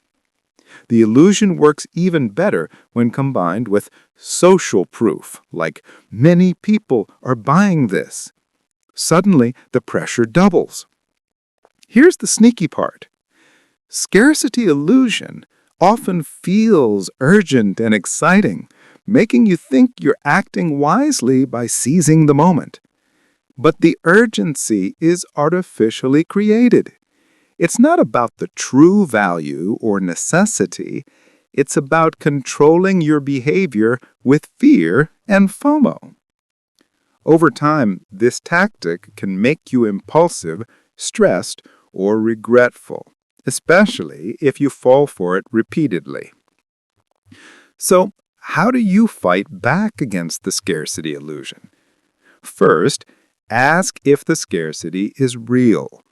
Pause and question, is this truly limited, or is it a tactic to push me into a fast decision? Check stock levels, deadlines, or other indicators to verify the claim. Second, evaluate your needs and priorities. Just because something is rare doesn't mean it's necessary or valuable to you. Consider if it aligns with your goals or if you're reacting to the pressure. Third, take your time. Scarcity manipulations rely on urgency. Give yourself the space to think critically.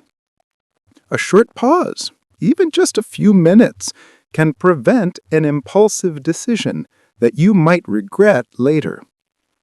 Fourth, trust your judgment over the hype. Manipulators want you to react emotionally. By staying calm, rational, and deliberate, you reclaim control and reduce the influence of artificial scarcity. Here's the key takeaway.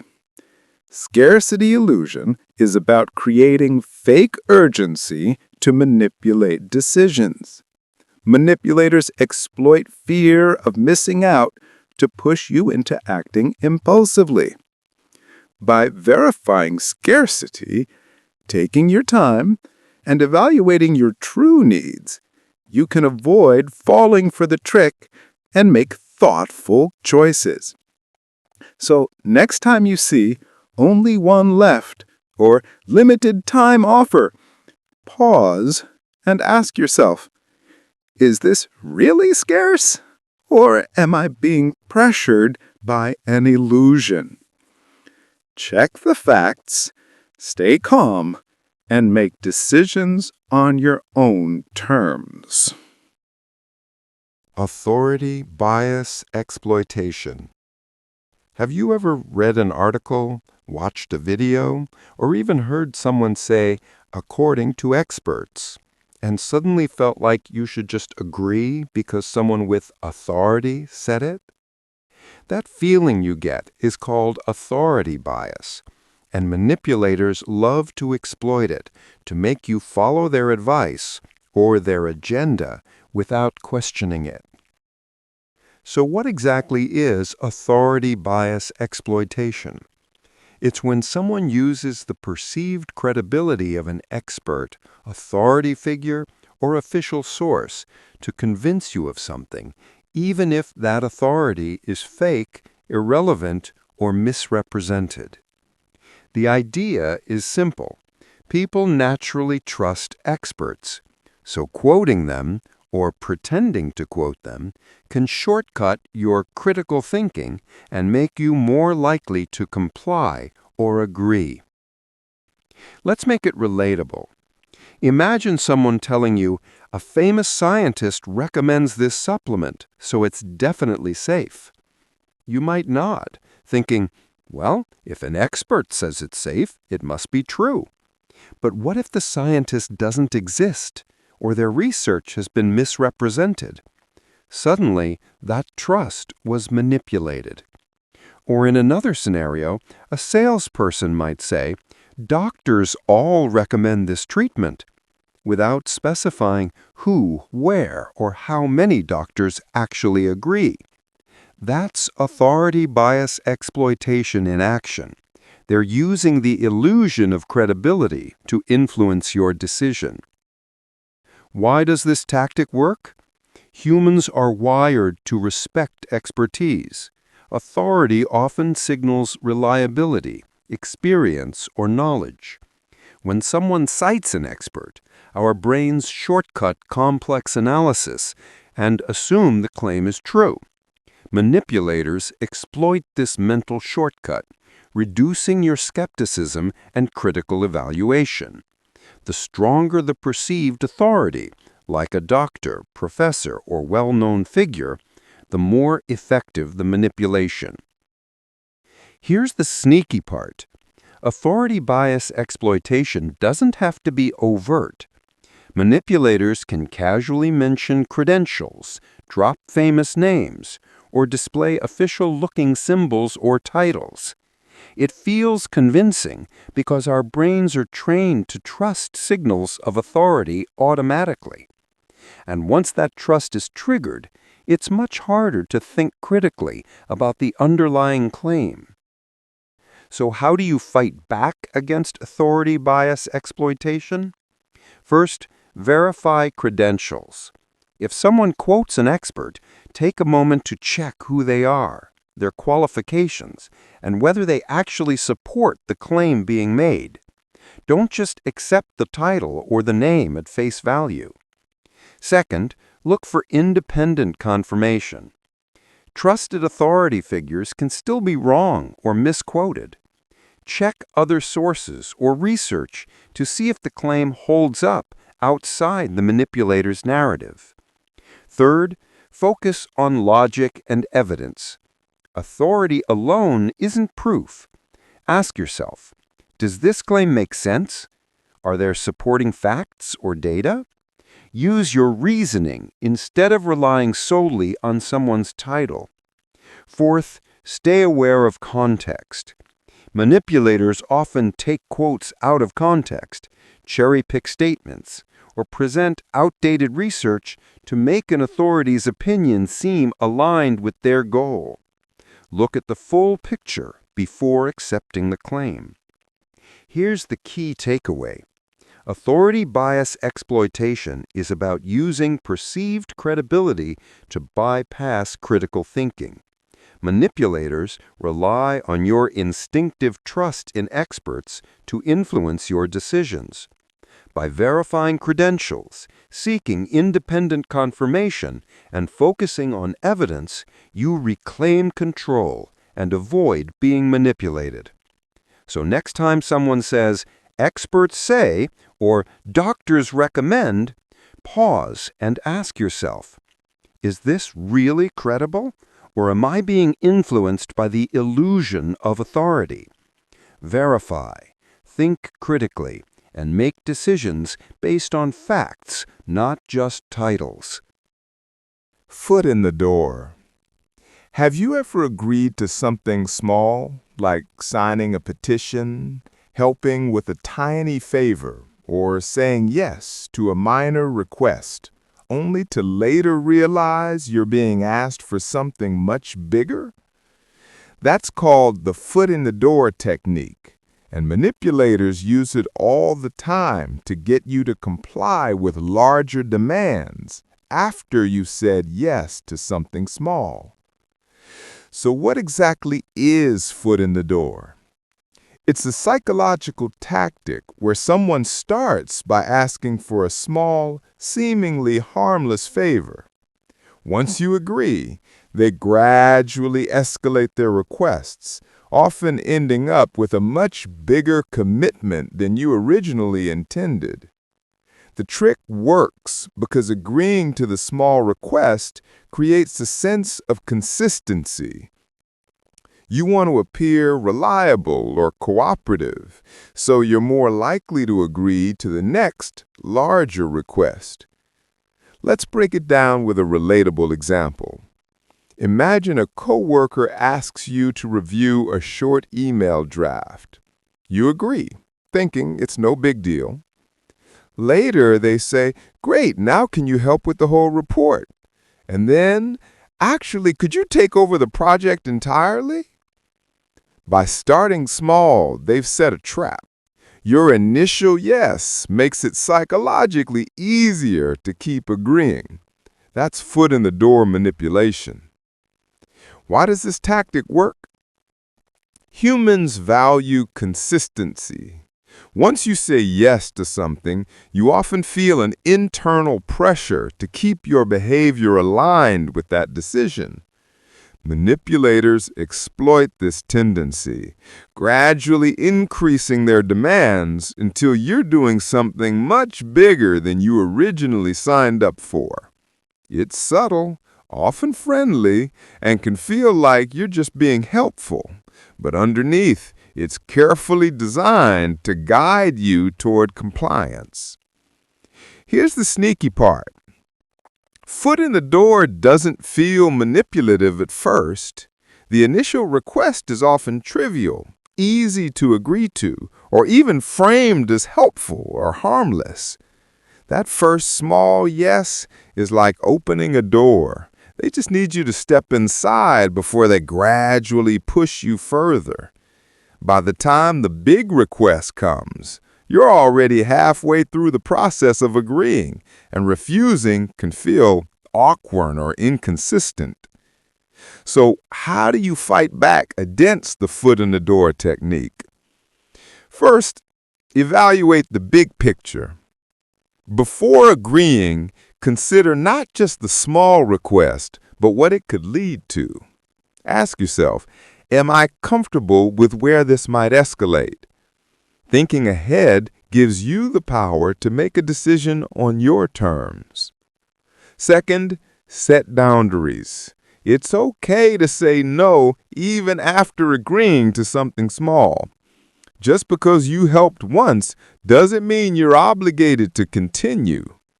Being consistent with your values and limits is more important than being consistent with prior compliance. Third, pause before agreeing. Manipulators often rely on immediate, reflexive compliance.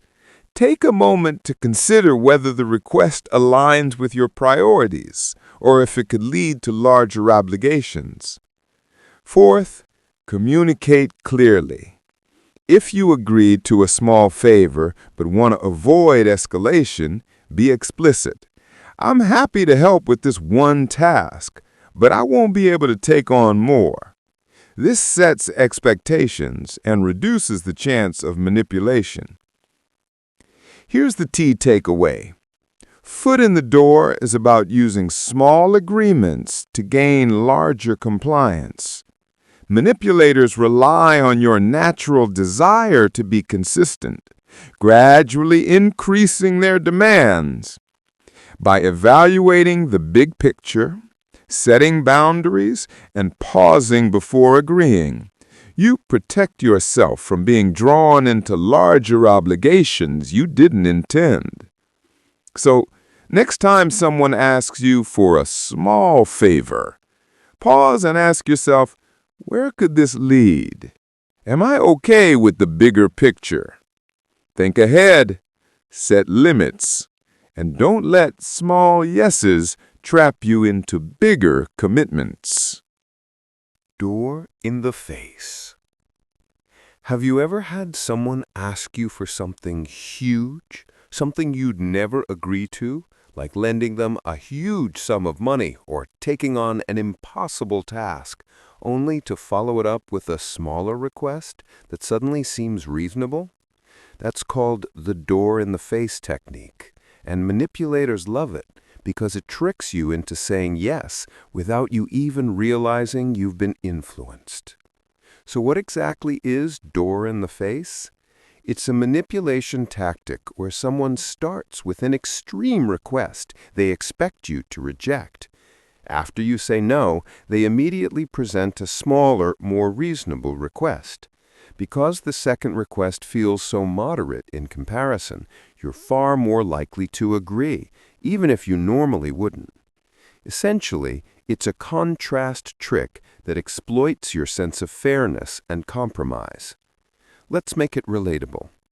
Imagine a colleague comes to you and says, "Can you organize the entire company retreat by next week?" Naturally, you say, "No, there's no way you could handle that."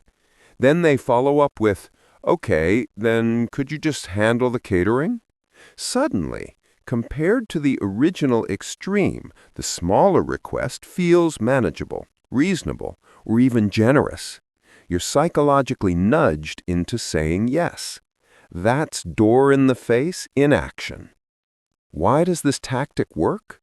Humans naturally compare options and look for fairness. After rejecting an extreme request, the second, smaller request seems like a compromise, making us feel cooperative and reasonable if we agree. Manipulators exploit this by designing the first request specifically to make the second one irresistible, or at least harder to refuse. Here's the sneaky part. Door-in-the-face often feels like a negotiation or compromise. You may think, "Oh, I'm just being reasonable, they're asking for less." But in reality, the manipulator planned the contrast from the start. You're not negotiating. You're being guided into compliance through clever psychology. So, how do you fight back against door-in-the-face? First, spot the contrast trick. Ask yourself, is this smaller request reasonable on its own, or am I only agreeing because it feels smaller than the extreme first request? Recognizing the tactic helps you detach from the psychological pressure. Second, evaluate the request independently. Consider it on its own merits. Can you realistically do it? Does it align with your priorities or values? Don't let the comparison to the extreme request dictate your answer. Third, set boundaries and be firm. You can politely say no to both requests if neither aligns with your limits. Remember, manipulators rely on your discomfort with rejecting someone. They're counting on you compromising just to be reasonable. Fourth, pause before agreeing. Take a moment to assess the situation instead of immediately saying yes. The pause breaks the automatic reaction to the contrast and let you make a conscious decision. Here's the key takeaway. Door-in-the-face is about using extreme requests to make moderate ones more appealing. Manipulators exploit contrast and your desire to appear reasonable. By spotting the trick, evaluating requests independently, and setting firm boundaries, you can avoid falling for this subtle manipulation. So next time someone asks for something extreme and follows it up with a smaller request, pause and ask yourself, am I agreeing because this makes sense or just because it feels smaller in comparison? Think independently, stay grounded, and make decisions on your own terms. Consensus building. Have you ever been in a situation where someone says, "Everyone thinks this is the right way," or "The group already agreed, so you should too"? Even if you weren't sure about something, suddenly you might feel pressure to conform. That's called consensus building, and manipulators use it to make you think a majority opinion already exists whether it really does or not. So what exactly is consensus building? It's when someone pretends that a group of people already agrees on a decision, viewpoint, or action, aiming to pressure you into joining in.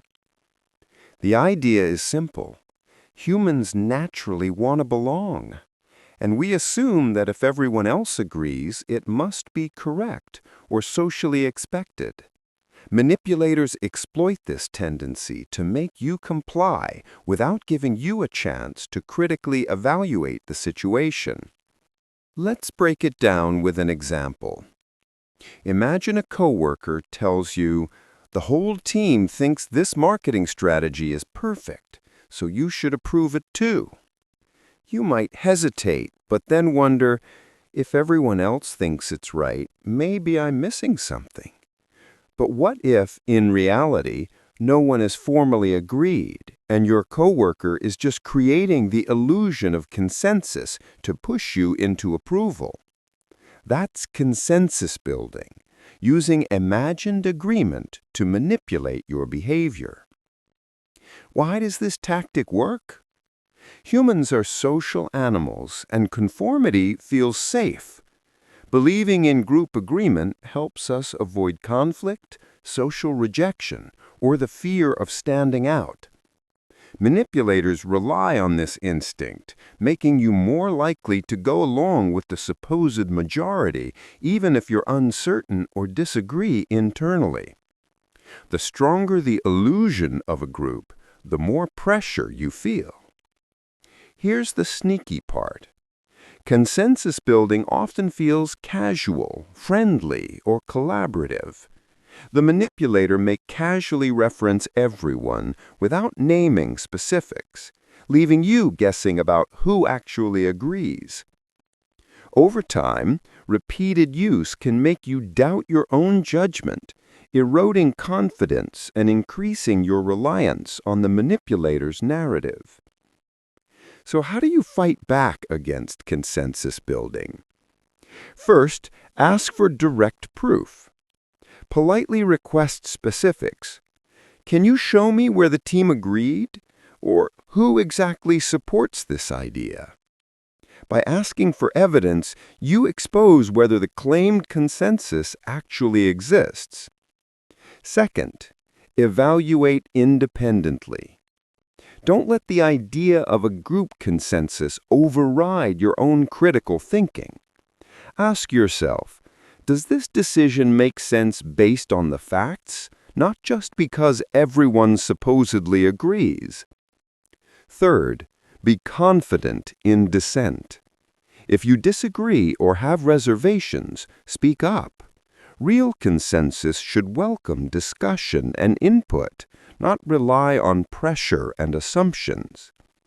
By voicing your perspective, you reduce the manipulator's ability to push you into conformity. Fourth, watch for patterns.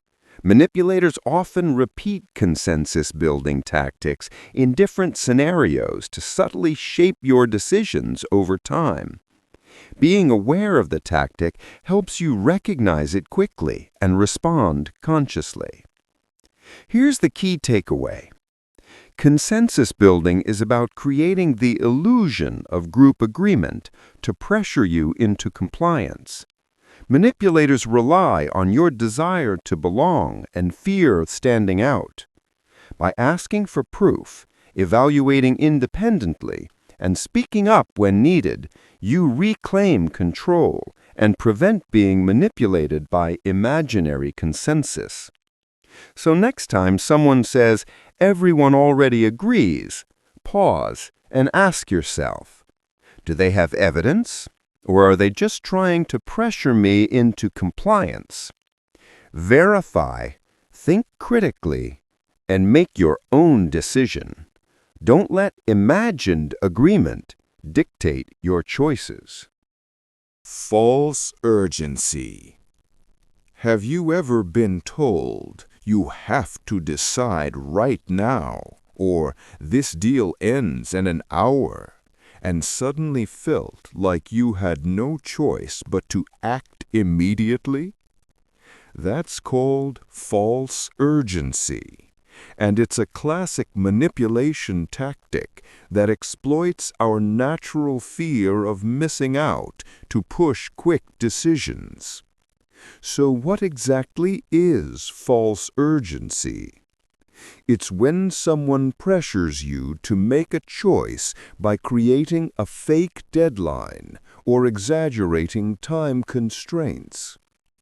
Unlike real urgency, where acting quickly is genuinely important, false urgency is artificial. It exists solely to rush your thinking and reduce your ability to evaluate the situation carefully.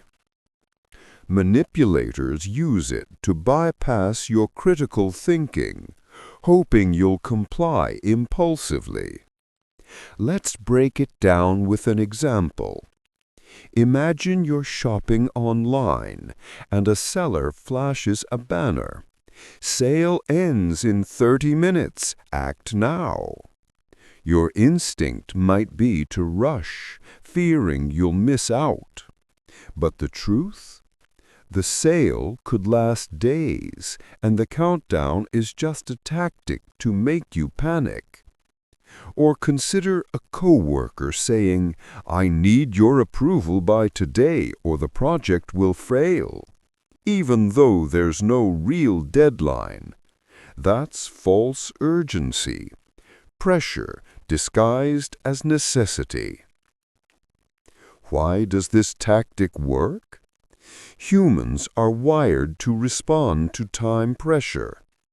When we think we might miss an opportunity, our brain shifts into quick decision mode, relying on instinct rather than careful analysis. Manipulators exploit this mental shortcut, knowing that when time feels limited, we're more likely to say yes without thinking through the consequences. Here's the sneaky part. False urgency often feels legitimate. Manipulators may mix real deadlines with fake ones, making it hard to distinguish between genuine time-sensitive situations and artificially created pressure.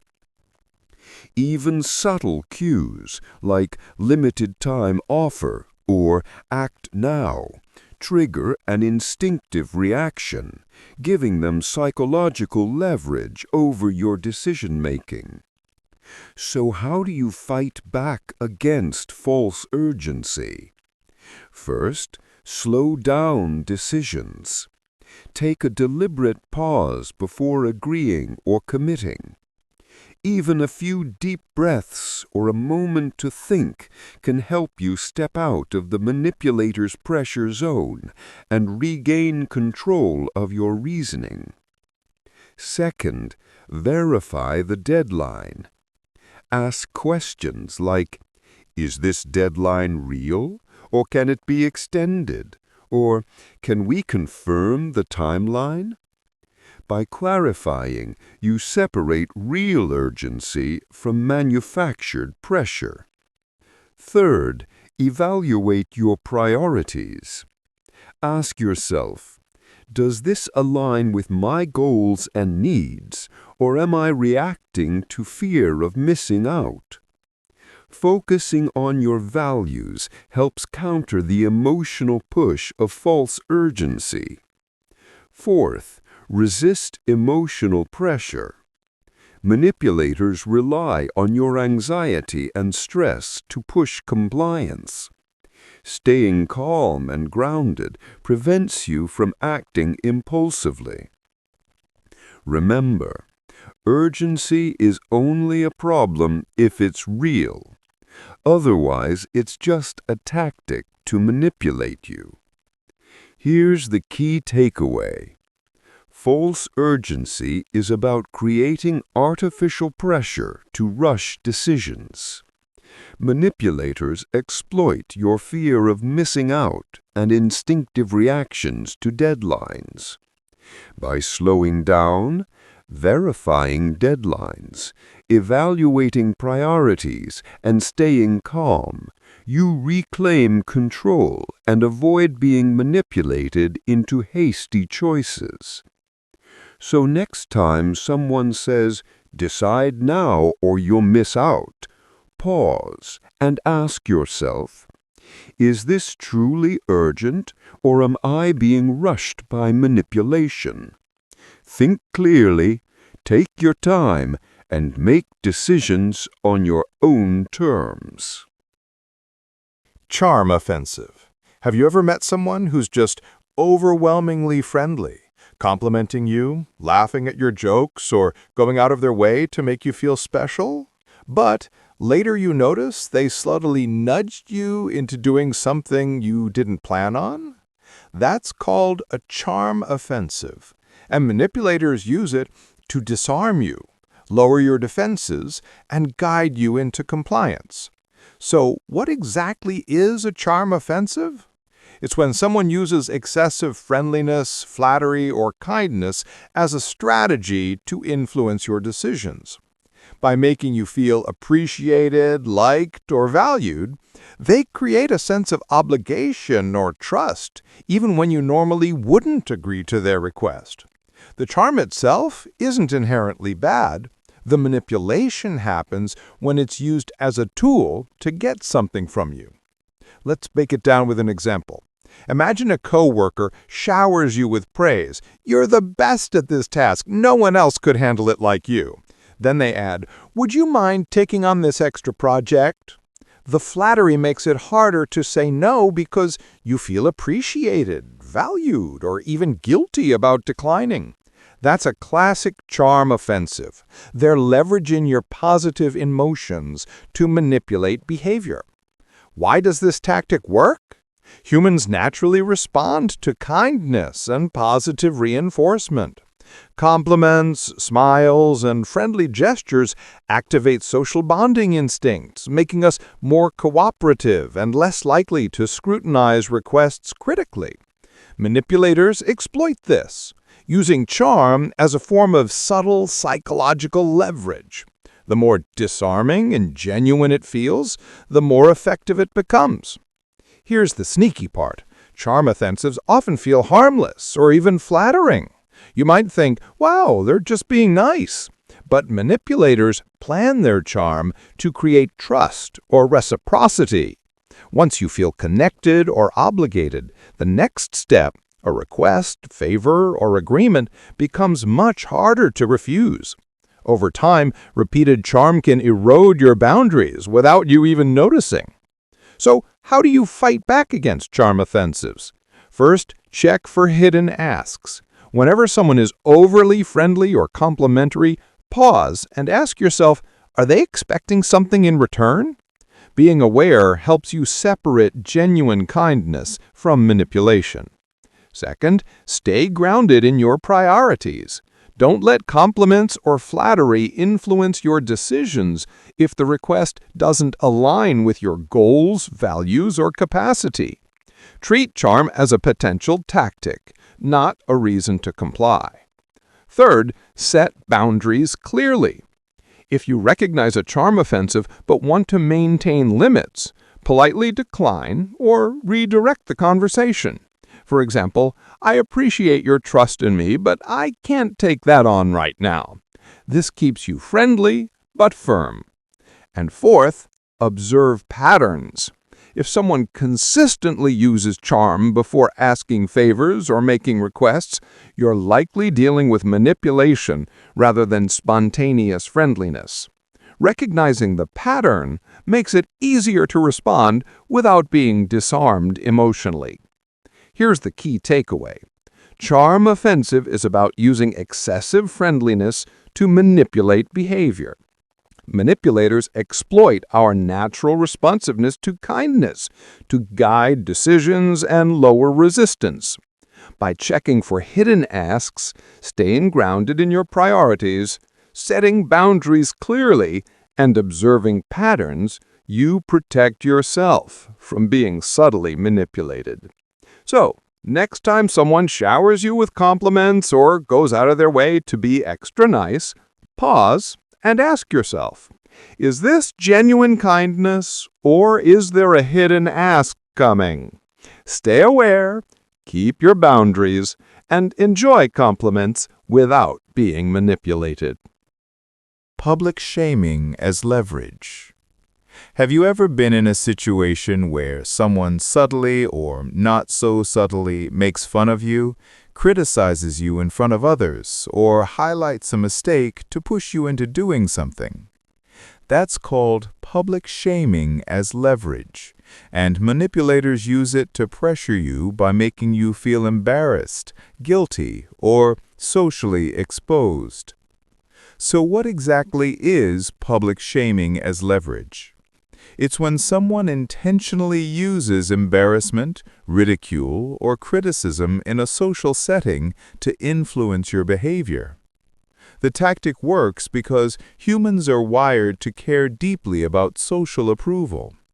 Feeling humiliated or exposed triggers anxiety, and manipulators exploit that discomfort to coerce you into compliance, whether it's admitting fault, agreeing to a request, or altering your behavior. Let's make it relatable. Imagine you're in a team meeting and a colleague says, "Well, unlike everyone else, you seem to have missed this step," in front of the whole group. Suddenly, you feel self-conscious, pressured, and maybe even guilty, even if the mistake wasn't your fault. That pressure might make you agree to their suggestion or take on extra work just to save face. Or on social media, someone might post a critical comment to publicly shame you into reacting or apologizing. That's public shaming being used as leverage. It's manipulation disguised as criticism. Why does this tactic work? Humans are inherently social, and we instinctively want to be accepted and avoid humiliation. When someone targets our public image, we're more likely to act out of fear, discomfort, or embarrassment rather than rational thought. Manipulators exploit this instinct, knowing that social pressure is a powerful motivator. Here's the sneaky part. Public shaming often feels subtle at first. It might come wrapped in humor, sarcasm, or casual criticism. By framing it as a joke or friendly observation, the manipulator reduces your ability to respond assertively while still creating pressure. Over time, repeated use can lower confidence and make you more likely to comply without thinking critically. So how do you fight back against public shaming as leverage? First, refuse to play along. Don't let the embarrassment dictate your response. Pause, take a breath, and respond calmly rather than reacting emotionally.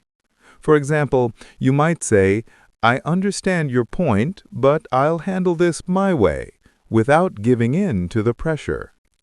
Second, maintain perspective. Remind yourself that public criticism or ridicule doesn't define your abilities, character, or value. Separating your self-worth from the manipulator's attempt to embarrass you diminishes their power. Third, address it privately if possible. If someone tries to shame you publicly, consider speaking to them one-on-one later. Addressing the behavior calmly and assertively removes the social leverage they were using and establishes boundaries. Fourth, observe patterns. If a person consistently uses public shaming to get their way, recognize it as a manipulative tactic rather than a genuine critique. This awareness empowers you to respond strategically instead of emotionally. Here's the key takeaway. Public shaming as leverage is about using embarrassment to manipulate behavior. Manipulators exploit social pressure and fear of humiliation to control you. By refusing to play along, maintaining perspective, Addressing issues privately and recognizing patterns, you protect yourself from their tactics and retain control over your actions. So next time someone tries to embarrass you publicly to push you into compliance, pause and ask yourself, am I reacting to the shaming, or am I choosing my response deliberately? Stay calm, set boundaries, and don't let shame dictate your decisions. Fear appeals. Have you ever had someone tell you, if you don't do this, something terrible will happen, and felt your stomach tighten or your heart race? That's called a fear appeal, and it's one of the oldest and most powerful manipulation tactics out there. Manipulators use fear to push you into action or inaction without giving you time to think critically. So what exactly is a fear appeal? It's when someone exaggerates, fabricates, or selectively presents a threat to get you to comply. Instead of reasoning logically, you're supposed to react emotionally because fear short-circuits careful thinking. The tactic works because humans are hardwired to respond to danger quickly. When someone frames a threat as urgent or severe, your instinct is to act first and question later. Let's break it down with an example. Imagine a friend says, "If you don't invest in this program now, you'll never succeed." Suddenly, you feel anxious and pressured, even if there's no real evidence that missing this opportunity will ruin your life. Or in another scenario, someone might claim, "Eating this food could give you serious disease," without providing actual proof or context. That's fear appeal in action. They're exaggerating or creating threats to manipulate your decisions. Why does this tactic work? Fear is a primal response. It triggers your fight or flight mode, flooding your brain with stress hormones and reducing your ability to think clearly. Manipulators exploit this by making you feel that immediate action is necessary, bypassing your rational judgment. The more urgent or dire the threat seems, the more likely you are to comply. Here's the sneaky part. Fear appeals often feel urgent and serious, even when they're based on speculation, exaggeration, or lies. Manipulators often cloak the threat in credibility, using statistics, experts, or anecdotes, so it feels convincing. The emotional punch is strong enough that you might act before considering whether the threat is real. So how do you fight back against fear appeals? First, ask for evidence. Don't just accept dramatic statements at face value. Ask, what's the actual likelihood of this happening? Or, can you provide data or sources to support this? By demanding proof, you shift the focus from emotional pressure to rational evaluation. Second, evaluate the actual risk. Consider probability, severity, and context. Not every danger is as imminent or serious as it's being presented. Distinguish real risks from exaggerated ones to make informed decisions. Third, pause before reacting. Fear pushes you to act quickly.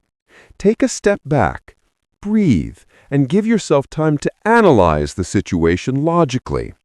This slows down the manipulator's momentum and restores control. Fourth, focus on solutions, not panic. Instead of letting fear dictate your behavior, consider practical steps or alternatives. This shifts your mindset from reactive to proactive, reducing the manipulator's power. Here's the key takeaway.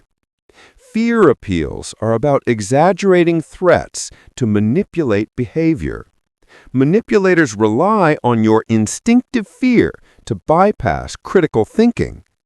By asking for evidence, evaluating actual risk, pausing before reacting and focusing on solutions, you can see through fear tactics and make thoughtful, rational choices. So next time someone warns you with a doomsday scenario or exaggerated threat, pause and ask yourself, is this real or am I being manipulated by fear? Verify, think critically, and make decisions based on facts, not just emotion. Hope manipulation. Have you ever been told, if you do this, your life will completely change, or this is your one chance to achieve your dreams, and felt a spark of excitement or possibility? That's called hope manipulation, and it's a sneaky tactic manipulators use to push you into action by selling dreams, often with little or no basis in reality. So what exactly is hope manipulation? It's when someone appeals to your desire for a better future, painting an enticing picture of success, happiness, or personal transformation. The problem? Often the promises are exaggerated, vague, or entirely unattainable. Manipulators rely on your natural optimism and longing for improvement to convince you to commit, invest, or follow their plan without asking for evidence or clarity. Let's make it relatable.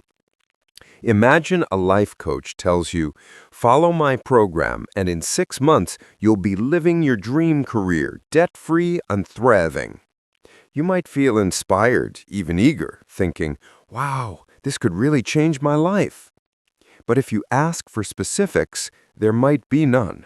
No concrete steps, no measurable goals, no realistic roadmap.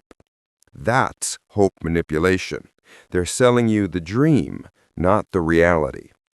Or consider marketing claims like, this product will revolutionize your health, without scientific support. The tactic is the same.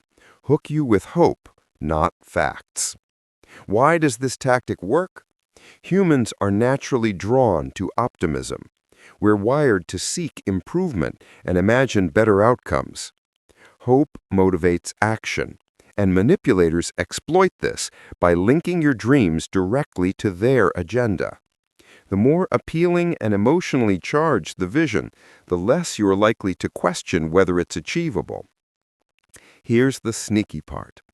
Hope manipulation often feels uplifting, even inspiring. You might think, this person really wants to help me achieve my goals. But the positivity masks the manipulation. By connecting your aspirations to their plan, manipulators make it psychologically harder to resist, even when the promises are unrealistic or unsupported. So how do you fight back against hope manipulation? First, demand concrete steps. Ask for clear, actionable instructions or proof of results. For example, can you show me exactly how this program leads to those outcomes? If the answer is vague or non-existent, you're likely facing manipulation. Second, evaluate feasibility. Consider the time, resources, and effort required. Ask yourself, does this plan make sense in reality, or is it just a feel-good story? Distinguishing dreams from achievable goals protects you from unrealistic expectations. Third, look for evidence. Check whether the promised outcomes have been achieved by others under similar circumstances. Testimonials, case studies, or verifiable results help separate genuine opportunity from empty hope. Fourth, stay grounded in your own goals. Don't let someone else's vision override your priorities or values. You can be inspired by hope without handing over control to someone else's agenda. Here's the key takeaway. Hope manipulation is about selling dreams to push you into action without evidence or realistic planning. Manipulators exploit your desire for improvement, making it harder to think critically.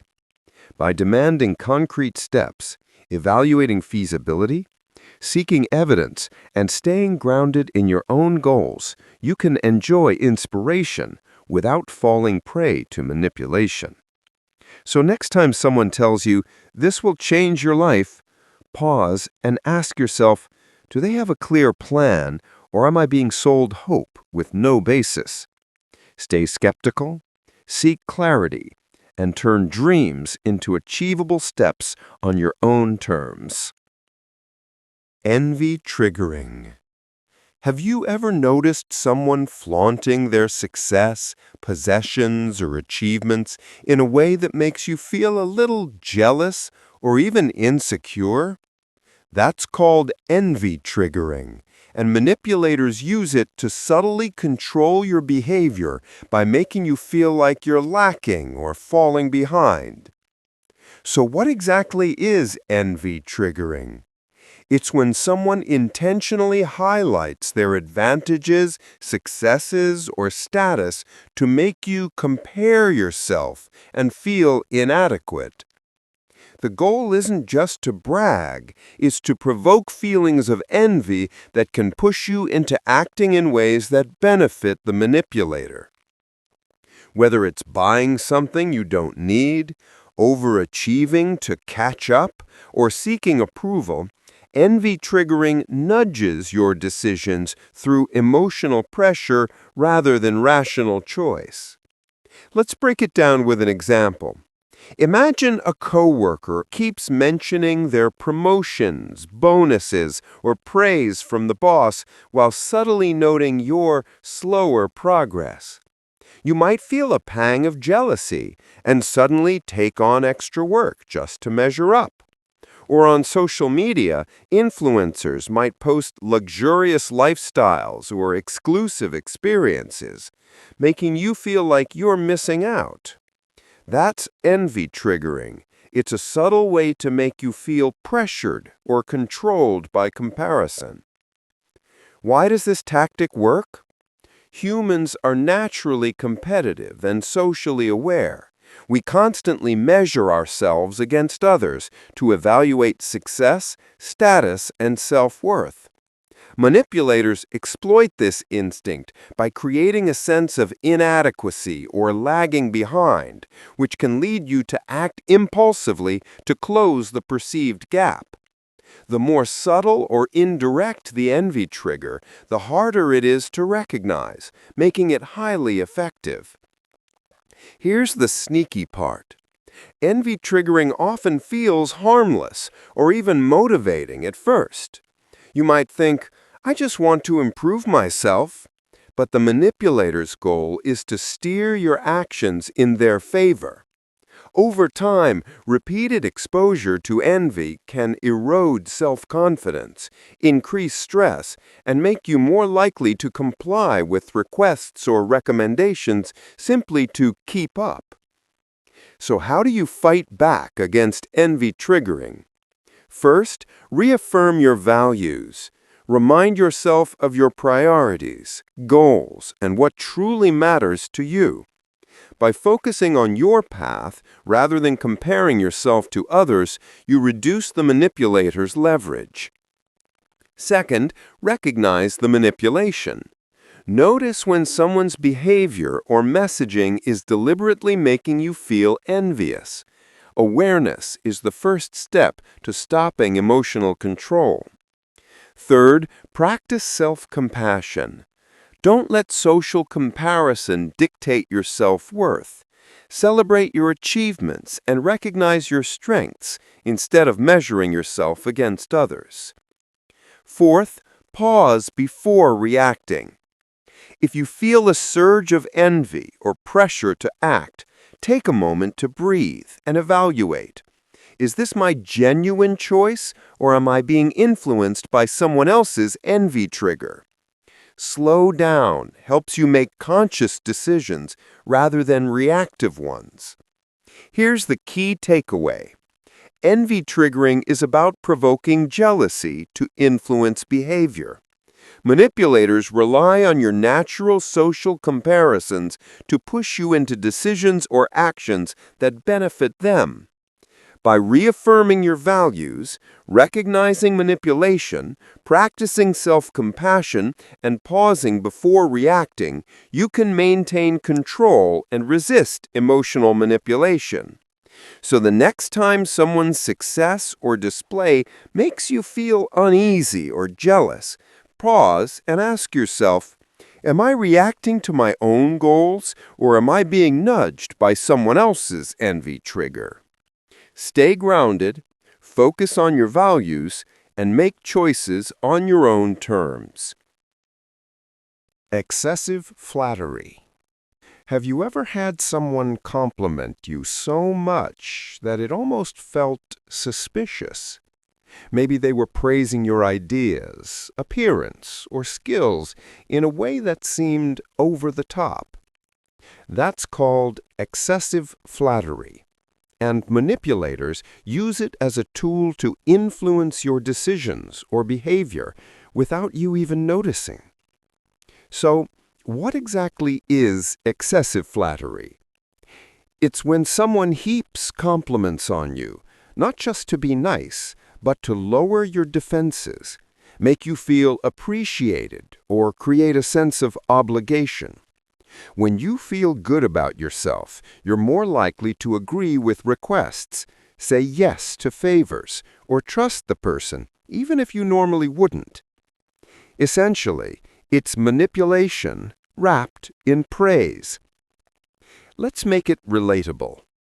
Imagine a salesperson telling you, "Wow, you clearly have excellent taste. Only someone as smart as you would understand this product." Suddenly, you're nodding along, feeling valued, and more open to buying something you hadn't planned on. Or a coworker might say, "You're amazing at these reports. No one else could do it like you," right before asking you to take on extra work. That's excessive flattery. They're using compliments to influence your choices. Why just this tactic work? Humans naturally respond positively to praise. Compliments make us feel seen, validated, and appreciated. Manipulators exploit this by linking your positive feelings to their requests, making it psychologically harder to refuse.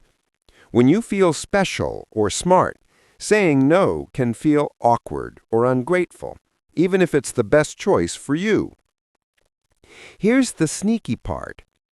Excessive flattery often feels flattering or genuine, so you might not even realize it's being used to manipulate you. The more over-the-top or targeted the praise, the more likely it's strategic rather than spontaneous. Over time, it can subtly influence your decisions, nudging you toward compliance or agreement without conscious awareness. So, how do you fight back against excessive flattery? First, focus on facts, not praise. When someone compliments you, pause and separate the compliment from the request or suggestion. Ask yourself, is this something I want or need to do independent of their praise? Second, evaluate the request or situation logically. Don't let the good feelings from flattery override your rational decision-making. Treat the compliment as a side note, not a reason to act. Third, set boundaries. Feeling good about yourself doesn't obligate you to say yes. You can appreciate the compliment while still refusing a request or maintaining your limits. For example, "Thanks, I appreciate that, but I won't be able to take this on right now." Fourth, observe patterns. If someone frequently uses over-the-top praise before asking for something, you're likely dealing with a manipulation tactic rather than genuine admiration. Recognizing the pattern helps you respond consciously instead of reactively. Here's the key takeaway. Excessive flattery is about using compliments to manipulate behavior. Manipulators exploit your desire for validation to influence decisions. By focusing on facts, evaluating situations logically, setting boundaries, and noticing patterns, you can enjoy compliments without being manipulated.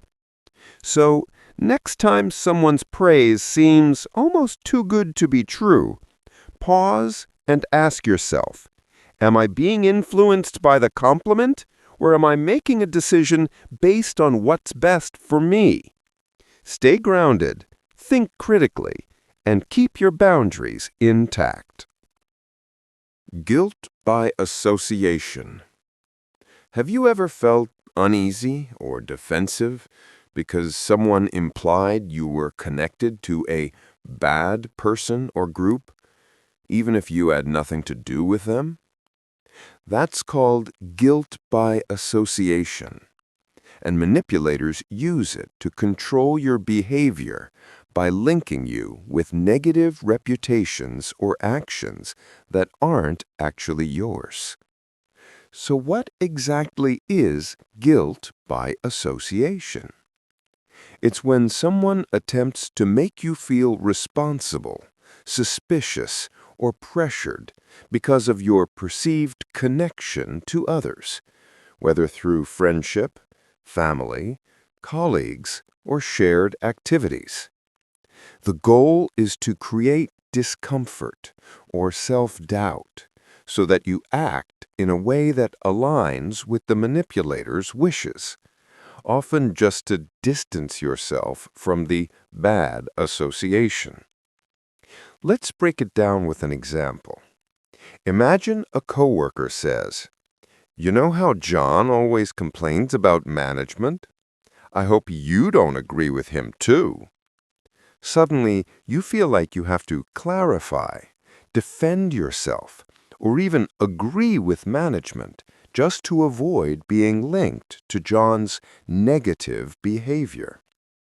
Or on social media, someone might say, "Everyone who supports X is a troublemaker," making you feel judged simply for being connected to a certain group. That's guilt by association. It's manipulating your perception of yourself by tying you to others' reputations. Why does this tactic work? Humans are inherently social and value our reputations. We naturally want to avoid being seen in a negative light or being linked to wrongdoing, even unfairly. Manipulators exploit this fear by implying that your identity or credibility is at stake, nudging you toward compliance or self-censorship. Here's the sneaky part. Guilt by association often feels subtle, almost like advice or a casual warning. The manipulator doesn't have to explicitly tell you what to do. They just plant the idea that your reputation is at risk. By creating unease, they make you more likely to act in ways that satisfy their agenda, whether it's agreeing, staying silent, or distancing yourself from someone innocent. So, how do you fight back against guilt by association? First, separate identities. Remind yourself, and if necessary, others, that you are not defined by the actions, opinions, or reputations of those around you. Your decisions and values are yours alone. Second, assess the claim objectively. Ask yourself, is this association actually meaningful, or is it just being used to pressure me? Recognizing that the connection is often irrelevant helps you detach emotionally and make independent decisions.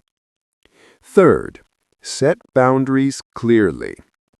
You don't have to justify yourself repeatedly or change your behavior to avoid false associations.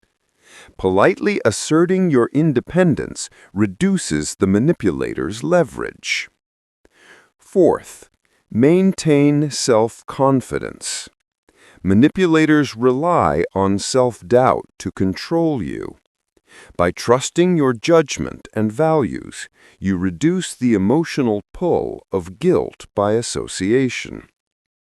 Here's the key takeaway. Guilt by association is about linking you with negative actors to manipulate behavior. Manipulators exploit your fear of judgment or reputation damage to push compliance. By separating identities, assessing claims objectively, setting boundaries clearly, and maintaining self-confidence, you protect yourself from being unfairly influenced. So next time someone hints, "You don't want to be like them, right?" Pause and ask yourself, am I responsible for someone else's behavior? Or am I being manipulated? Stay grounded, trust your own values, and act based on your own principles, not the guilt others try to impose. Emotional anchoring. Have you ever noticed that sometimes your feelings about a person, idea, or product seem to guide your decisions more than the facts themselves? That's called emotional anchoring, and manipulators use it to attach strong emotions to certain ideas, so you act in ways that feel right, even if it doesn't make logical sense. So, what exactly is emotional anchoring? It's when someone deliberately links an emotion, like fear, excitement, pride, or guilt, to a concept, product, or decision. Once the emotional connection is established, you're more likely to make choices based on how you feel rather than evaluating the situation rationally. The tactic works because emotions are powerful motivators and often override analytical thinking, especially when manipulated carefully. Let's break it down with an example. Imagine a marketing email that says, "Every smart, responsible parent ensures their child uses this program." It tugs at your pride and identity as a responsible parent, creating a strong emotional anchor. You might feel compelled to buy the program even before checking if it actually delivers results. Or consider a coworker saying, "Anyone who cares about the team would support this proposal." Suddenly, agreeing feels tied to your loyalty and self-image rather than the proposal's merits. That's emotional angering in action. They're linking a feeling to a choice to nudge your behavior. Why does this tactic work? Humans naturally rely on emotions to make quick judgments, sometimes for survival, sometimes just because our brains are wired to prioritize feelings over facts. Manipulators exploit this by embedding emotions into the decision-making process, making it more likely you'll act in alignment with the emotional pull rather than rational evaluation. Here's the sneaky part. Emotional anchoring often feels completely natural. You might think, "I just feel strongly about this," without realizing that the manipulator carefully engineered the emotional connection. The stronger the emotion tied to the idea, the harder it is to separate your feelings from the facts, which is exactly what the manipulator wants. So, how do you fight back against emotional anchoring? First, examine logic separately. Whenever you feel a strong emotional pull toward a decision, pause and analyze the situation on its own merits. Ask yourself, what are the facts? Does this choice actually make sense without the emotional attachment? Second, identify the emotion being triggered. Notice whether the emotional response, like fear, pride, or guilt, is being used to nudge your decision. Awareness of the emotional manipulation helps you detach and think critically. Third, slow down decision-making. Emotional anchors are most effective when you react quickly. Taking a moment to breathe, reflect, and assess allows logic to regain control. Fourth, seek evidence and alternatives. Look at other options or verify claims objectively.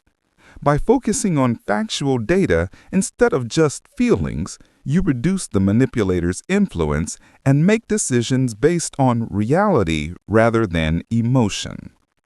Here's the key takeaway. Emotional anchoring is about linking strong feelings to ideas to influence decisions. Manipulators rely on your emotional responses to bypass rational thinking. By examining logic separately, identifying triggered emotions, slowing down, and seeking evidence, you can see through emotional manipulation and make decisions based on facts. So next time you feel a strong emotional pull toward an idea, product, or decision, pause and ask yourself, am I being guided by facts or is my emotion being manipulated? Separate emotion from logic. Think critically and make decisions that truly reflect your best judgment. Overwhelm Tactics. Have you ever felt like someone was throwing so many problems, tasks, or complaints of you all at once that you didn't even know where to start? That's called overwhelm tactics, and manipulators use it to make you feel stressed, pressured, and more likely to give in or agree just to get relief. So what exactly is an overwhelm tactic? It's when someone intentionally bombards you with too much information, too many problems, or conflicting demands in order to overload your mind. The goal is simple. When you feel overwhelmed, it's harder to think clearly, evaluate each issue rationally, or say no. Manipulators rely on mental overload to weaken your resistance and increase compliance. Let's make it relatable.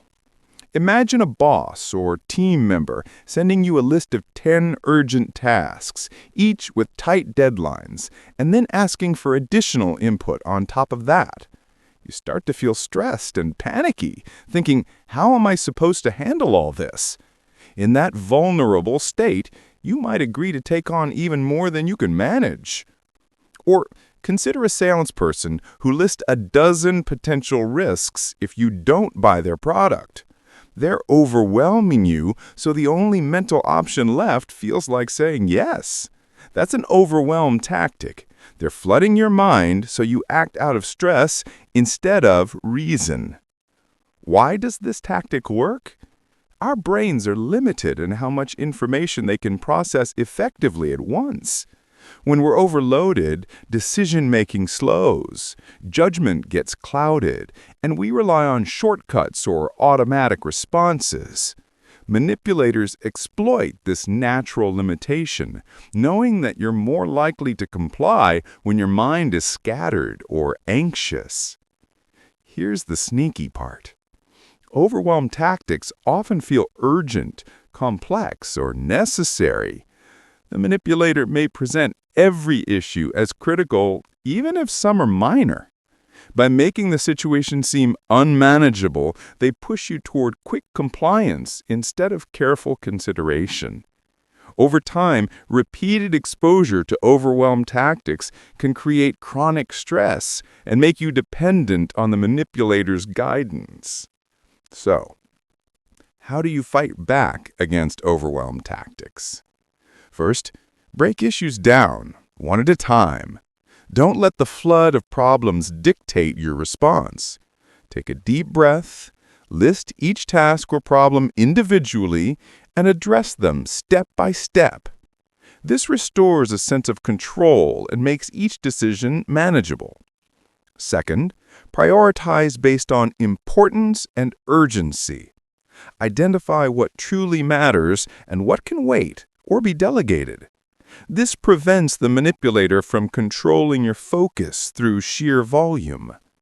Third, ask clarifying questions. Request specific details, timelines, or requirements for each item. Breaking down complex issues into clear, actionable parts neutralizes the overwhelm tactic and allows you to respond thoughtfully. Fourth, set boundaries calmly. Let the manipulator know what you can realistically handle. Being assertive reduces the effectiveness of their overload strategy and protects your energy. Here's the key takeaway. Overwhelm tactics are about bombarding you with problems or demands to cloud judgment and force compliance. Manipulators exploit mental overload to pressure you into action. By breaking issues down one at a time, prioritizing, asking for clarity, and setting boundaries, you regain control and respond rationally rather than reactively. So, next time someone floods you with too much information or too many demands, pause and ask yourself, which problems actually matter, and how can I tackle them one step at a time? Slow down, organize, and reclaim control over your decisions. Regression tactics.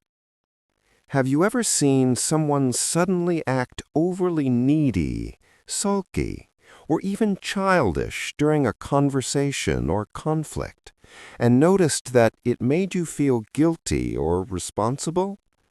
That's called regression tactics, and manipulators use this to get pity, sympathy, or favors by making themselves seem emotionally dependent. So, what exactly is a regression tactic?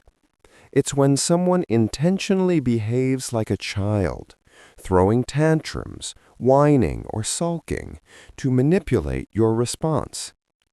By regressing to a less mature state, they aim to trigger your nurturing instincts, guilt, or desire to comfort them.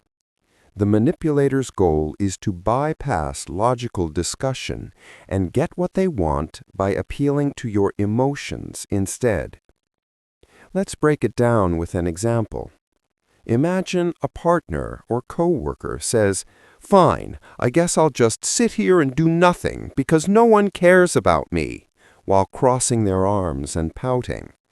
You might feel compelled to apologize, compromise, or give in, even if you were in the right. Or think of a childlike reaction in a negotiation. Someone whines or exaggerates disappointment to make you feel guilty and agree to their terms. That's regression tactics in action. They're using childish behavior to manipulate your emotional response. Why does this tactic work? Humans naturally respond to vulnerability and distress. When someone acts helpless or emotionally dependent, your empathy kicks in, and you're more likely to act in their favor. Manipulators exploit this instinct, knowing that it's harder for you to stay firm or rational when emotions are triggered. Here's the sneaky part. Regression tactics often feel subtle or spontaneous. The manipulator might present their behavior as a reaction to stress or frustration, making you doubt whether it's intentional. Over time, repeated use can wear down your boundaries and make you more likely to give in automatically. So how do you fight back against regression tactics? First, stay adult and firm. Recognize the manipulative behavior and respond as a rational adult rather than engaging in emotional games. Don't let the childish display dictate your actions. Second, acknowledge feelings without surrendering. You can show empathy without giving in. I understand you're frustrated, but I still need to stick to this decision. This communicates care while maintaining boundaries. Third, avoid reacting emotionally. The manipulator is counting on your guilt or pity to influence you.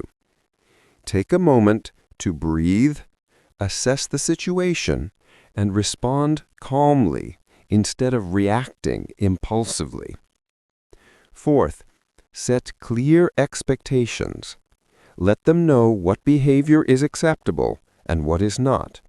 Firm boundaries prevent regression tactics from becoming a repeated strategy.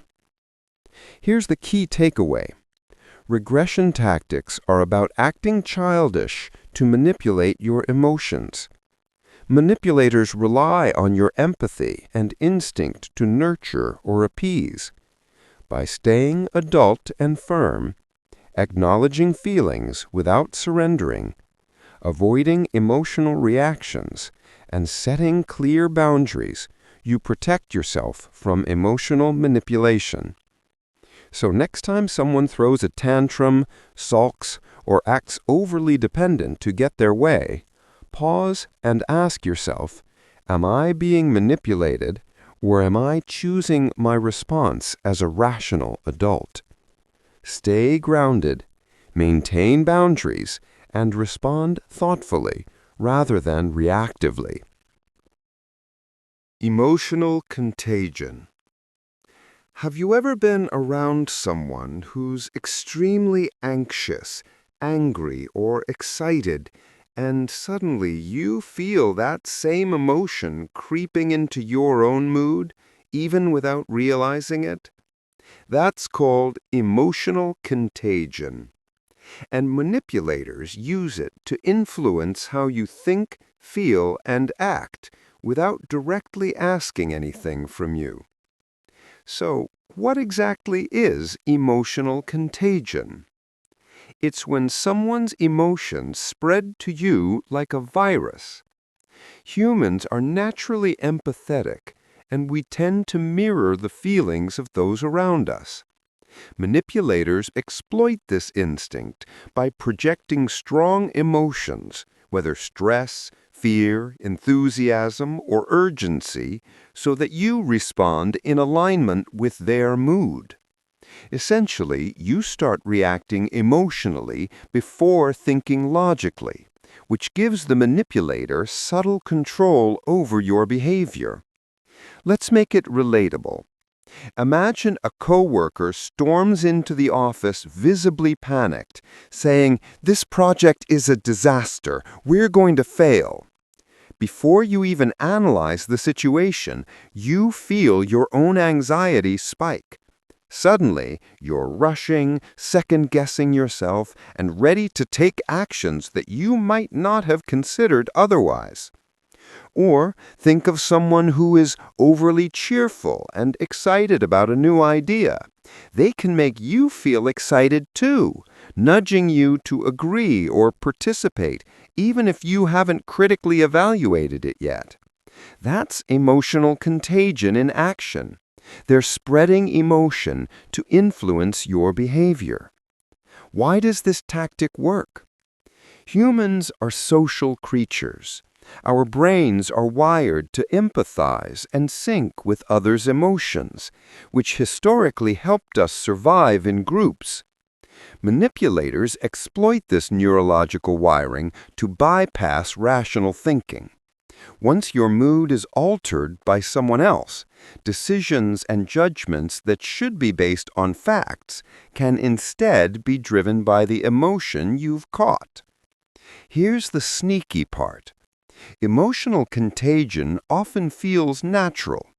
You might not even notice you're being influenced because your response seems like your own emotional reaction. The more intense and consistent the emotion, the harder it is to separate your genuine feelings from the manipulator's influence. So, how do you fight back against emotional contagion? First, practice grounding exercises.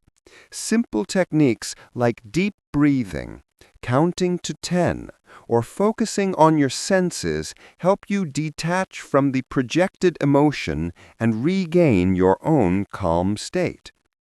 Second, observe without absorbing. Notice the other person's emotional state and the effect it has on you, but don't let it dictate your thoughts or actions.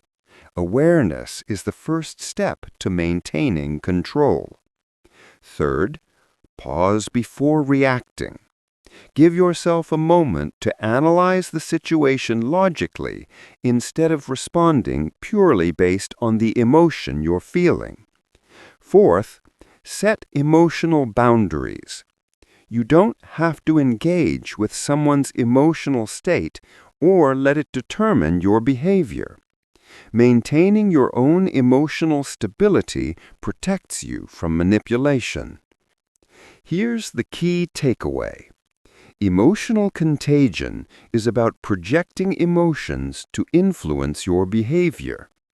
Manipulators rely on your empathy and instinctive mirroring to steer your reactions. By practicing grounding exercises, observing without absorbing, pausing before reacting, and setting emotional boundaries, you can stay centered and respond based on your own judgment instead of someone else's emotional influence. So next time someone's mood starts to affect you strongly, pause and ask yourself, am I feeling this because of them or because of the facts at hand? Stay grounded, breathe, and reclaim your emotional independence. Self-Deprecation Fishing. Have you ever noticed someone putting themselves down in conversation, saying things like, "I'm terrible at this," or "I'm not smart enough," and then felt compelled to reassure them? That's called self-deprecation fishing, and manipulators use it to get compliments, praise, or validation by pretending low self-worth. So what exactly is self-deprecation fishing? It's when someone downplays their abilities, accomplishments, or value in a calculated way to elicit positive responses from others. The goal isn't genuine humility, it's a manipulation tactic. By fishing for reassurance, they make you feel responsible for boosting their ego, which subtly shifts influence and control into their hands. Let's make it relatable. Imagine a coworker says, "I'm probably the worst at this task. You probably don't even want me on your team." You might instinctively respond, "No, you're great at it," or go out of your way to reassure them. Or a friend constantly tells you, "I never do anything right," prompting you to offer repeated praise or assistance. That's self-deprecation fishing. They're using faux vulnerability to steer your attention, energy, and approval toward them. Why does this tactic work? Humans naturally respond to vulnerability and low self-esteem with empathy and encouragement. When someone appears insecure, we instinctively try to uplift them. Manipulators exploit this tendency, knowing that repeated reassurance can increase their influence and subtly manipulate your feelings or actions. Here's the sneaky part. Self-deprecation fishing often feels harmless or even endearing. You might think, "Oh, they're just humble." But repeated instances are rarely innocent. The manipulator isn't looking for honest reflection. They're seeking to steer your behavior, get validation, or elicit favors. Over time, this pattern can create dependency, where you're constantly reassuring them instead of interacting on equal terms. So, how do you fight back against self-deprecation fishing? First, don't reward the fishing. Avoid offering excessive praise or validation simply because they put themselves down. recognize the pattern without feeding it. Second, acknowledge without overcompensating. You can respond neutrally, "I hear you, and I know you're capable of handling this," instead of going overboard to reassure them. This maintains balance while avoiding manipulation. Third, set boundaries on emotional labor. You're not obligated to constantly boost someone's self-esteem. Protect your energy by limiting how much reassurance you provide and keeping interactions balanced. Fourth, encourage accountability and action. Instead of simply praising, guide the conversation toward constructive steps. What's your plan for handling this? Or how can we solve this together? This shifts focus from fishing for praise to problem solving. Here's the key takeaway. Self-deprecation fishing is about pretending low self-worth to manipulate others into giving praise or validation. Manipulators exploit empathy and reassurance tendencies to influence behavior.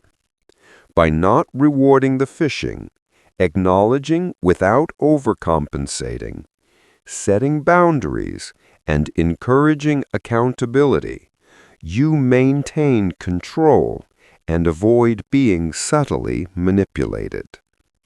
So, next time someone puts themselves down seemingly for attention or praise, pause and ask yourself, am I feeding a manipulation tactic, or am I responding to genuine reflection? Stay grounded, set boundaries, and respond constructively without being pulled into emotional manipulation. Credit stealing. Have you ever worked hard on a project, shared a great idea, and then someone else swooped in and got all the praise? That's called credit stealing, and manipulators use it to boost their own status or reputation while downplaying or ignoring your contributions. So what exactly is credit stealing? It's when someone takes ownership of your ideas, work, or achievements, either subtly or blatantly, to make themselves look competent, innovative, or hardworking. The goal is simple. Manipulators want recognition without putting in the effort, and they often rely on your hesitation to assert your contributions to succeed. Let's make it relatable. Imagine you spend hours drafting a detailed report, and during a team meeting, a colleague presents your findings as if they were their own. You might feel frustrated, but the moment passes as the team praises them. Or consider someone who casually drops a suggestion you made earlier in a conversation and gets all the acknowledgement while your input is ignored. That's credit stealing in action. They're claiming your work as theirs to enhance their image. Why does this tactic work? Humans are social beings, and recognition often influences status, promotions, and perceived competence. Manipulators know that if they can position themselves as the source of good ideas, they gain influence and authority, sometimes at the expense of your career or reputation. Many people hesitate to speak up or correct the situation because they don't want to seem petty or confrontational, which makes the tactic even more effective. Here's the sneaky part. Credit stealing can be subtle. It might be a vague reference like, "I had the same idea earlier," or a more direct, "I came up with this solution." Because social norms often discourage confrontation, the manipulator counts on your silence or discomfort to succeed. Over time, repeated credit theft can erode your confidence, make you question your ownership of ideas, and shift recognition unfairly. So how do you fight back against credit stealing? First, document your contributions. Keep records of emails, drafts, or meeting notes that clearly show your input. Having proof of your work not only protects your recognition, but also gives you a factual basis to assert your role if needed. Second, speak up confidently. If someone claims your idea, calmly clarify your involvement. Actually, I suggested this approach in our earlier meeting. Assertiveness signals that your contributions are valid and deserve recognition. Third, share progress proactively. By communicating your ideas and work regularly, you make it harder for others to claim them as their own. For example, send updates or summaries to the team, highlighting your involvement in projects. Fourth, build allies and visibility. Make sure others in your workplace or group know about your contributions. A strong network reduces the likelihood that someone can steal credit without being noticed. Here's the key takeaway. Credit stealing is about taking ownership of others' work to boost personal status. Manipulators exploit hesitation, social norms, and lack of documentation to claim recognition. By documenting your contributions, speaking up confidently, sharing progress proactively, and building visibility, you protect your work and ensure you get the credit you deserve. So next time someone tries to claim your ideas, pause and ask yourself, do I have evidence to support my contribution? And how can I assert it calmly and clearly? Stay proactive, protect your achievements, and don't let manipulators take what's rightfully yours. Downward comparison. Have you ever shared a problem or frustration, only to have someone respond with, "Oh, come on, at least it's not as bad as what others are going through"? That's called downward comparison, and manipulators use it to minimize your feelings, dismiss your concerns, or make you feel guilty for speaking up. So what exactly is downward comparison? It's when someone compares your situation to someone else's, usually worse, so you feel like your complaints, needs, or struggles aren't valid. The tactic makes you question your emotions or decisions, subtly steering you toward compliance or silence. Manipulators use it because it shifts focus away from fairness or your perspective, replacing it with guilt or self-doubt. Let's make it relatable. Imagine a friend says, "You're stressed about work? My cousin works 12 hours a day and makes half your salary. Stop complaining." Suddenly, you feel guilty, even though your stress is real and valid. Or consider a manager responding, "Others would love to have your schedule. Be grateful," whenever you ask for reasonable accommodations. That's downward comparison. They're minimizing your experience by redirecting attention to someone else's situation. Why does this tactic work? Humans naturally respond to social comparison. Feeling less fortunate can trigger guilt, shame, or compliance, making it easier for manipulators to control your behavior. By framing your valid concerns as less important, manipulators reduce your confidence in speaking up and increase the likelihood that you'll accept the situation without pushback. Here's the sneaky part. Downward comparison often feels like common sense or well-meaning advice. You might think, "They're just trying to help me see the bigger picture." But the underlying intent is often manipulation, dismissing your feelings to keep you from asserting yourself. Over time, repeated exposure can erode self-esteem, making you hesitant to voice your needs. So, how do you fight back against downward comparison?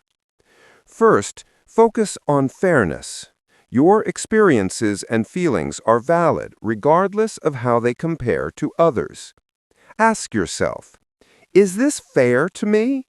Am I being heard and treated appropriately? Focusing on fairness shifts the conversation from guilt to your actual needs. Second, acknowledge differences without guilt. You can recognize that others may face challenges while still asserting your own perspective. I understand others have it tough, but I'm also dealing with real challenges here. This balances empathy with self-respect. Third, set boundaries. If someone repeatedly uses downward comparison to dismiss you, assert your right to be heard. I appreciate your perspective, but my concerns are valid and deserve attention. Fourth, seek support from allies. Talking to people who validate your experiences reinforces your confidence and counters the manipulator's dismissal tactics. Here's the key takeaway. Downward comparison is about minimizing your concerns by pointing to worse situations. Manipulators exploit guilt and social comparison to influence behavior.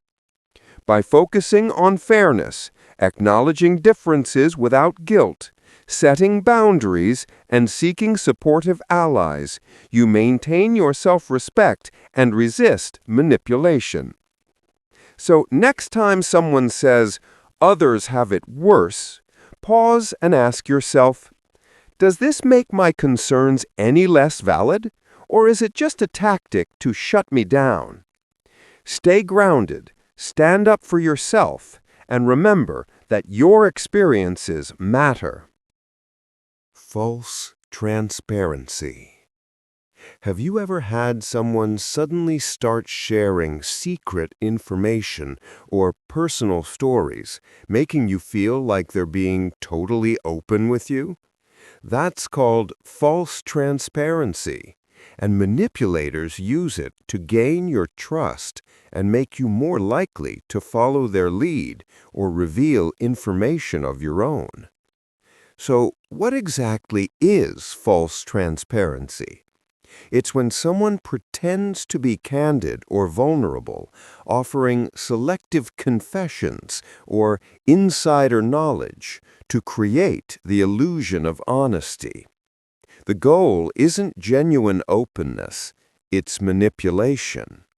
By making you feel like you're being trusted, they lower your guard, making you more receptive to influence, more likely to agree with their perspective, or even share your own secrets. Let's break it down with an example. Imagine a colleague whispers, "I'll be honest with you, most of the team doesn't like the new manager either." Suddenly, you feel bonded and perhaps start confiding in them about your own opinions. Or someone might claim, "I'm telling you this because I trust you. No one else knows." It feels intimate, right? That's false transparency. They're using the appearance of honesty to manipulate your emotions and decisions. Why does this tactic work? Humans are wired to respond to trust and vulnerability.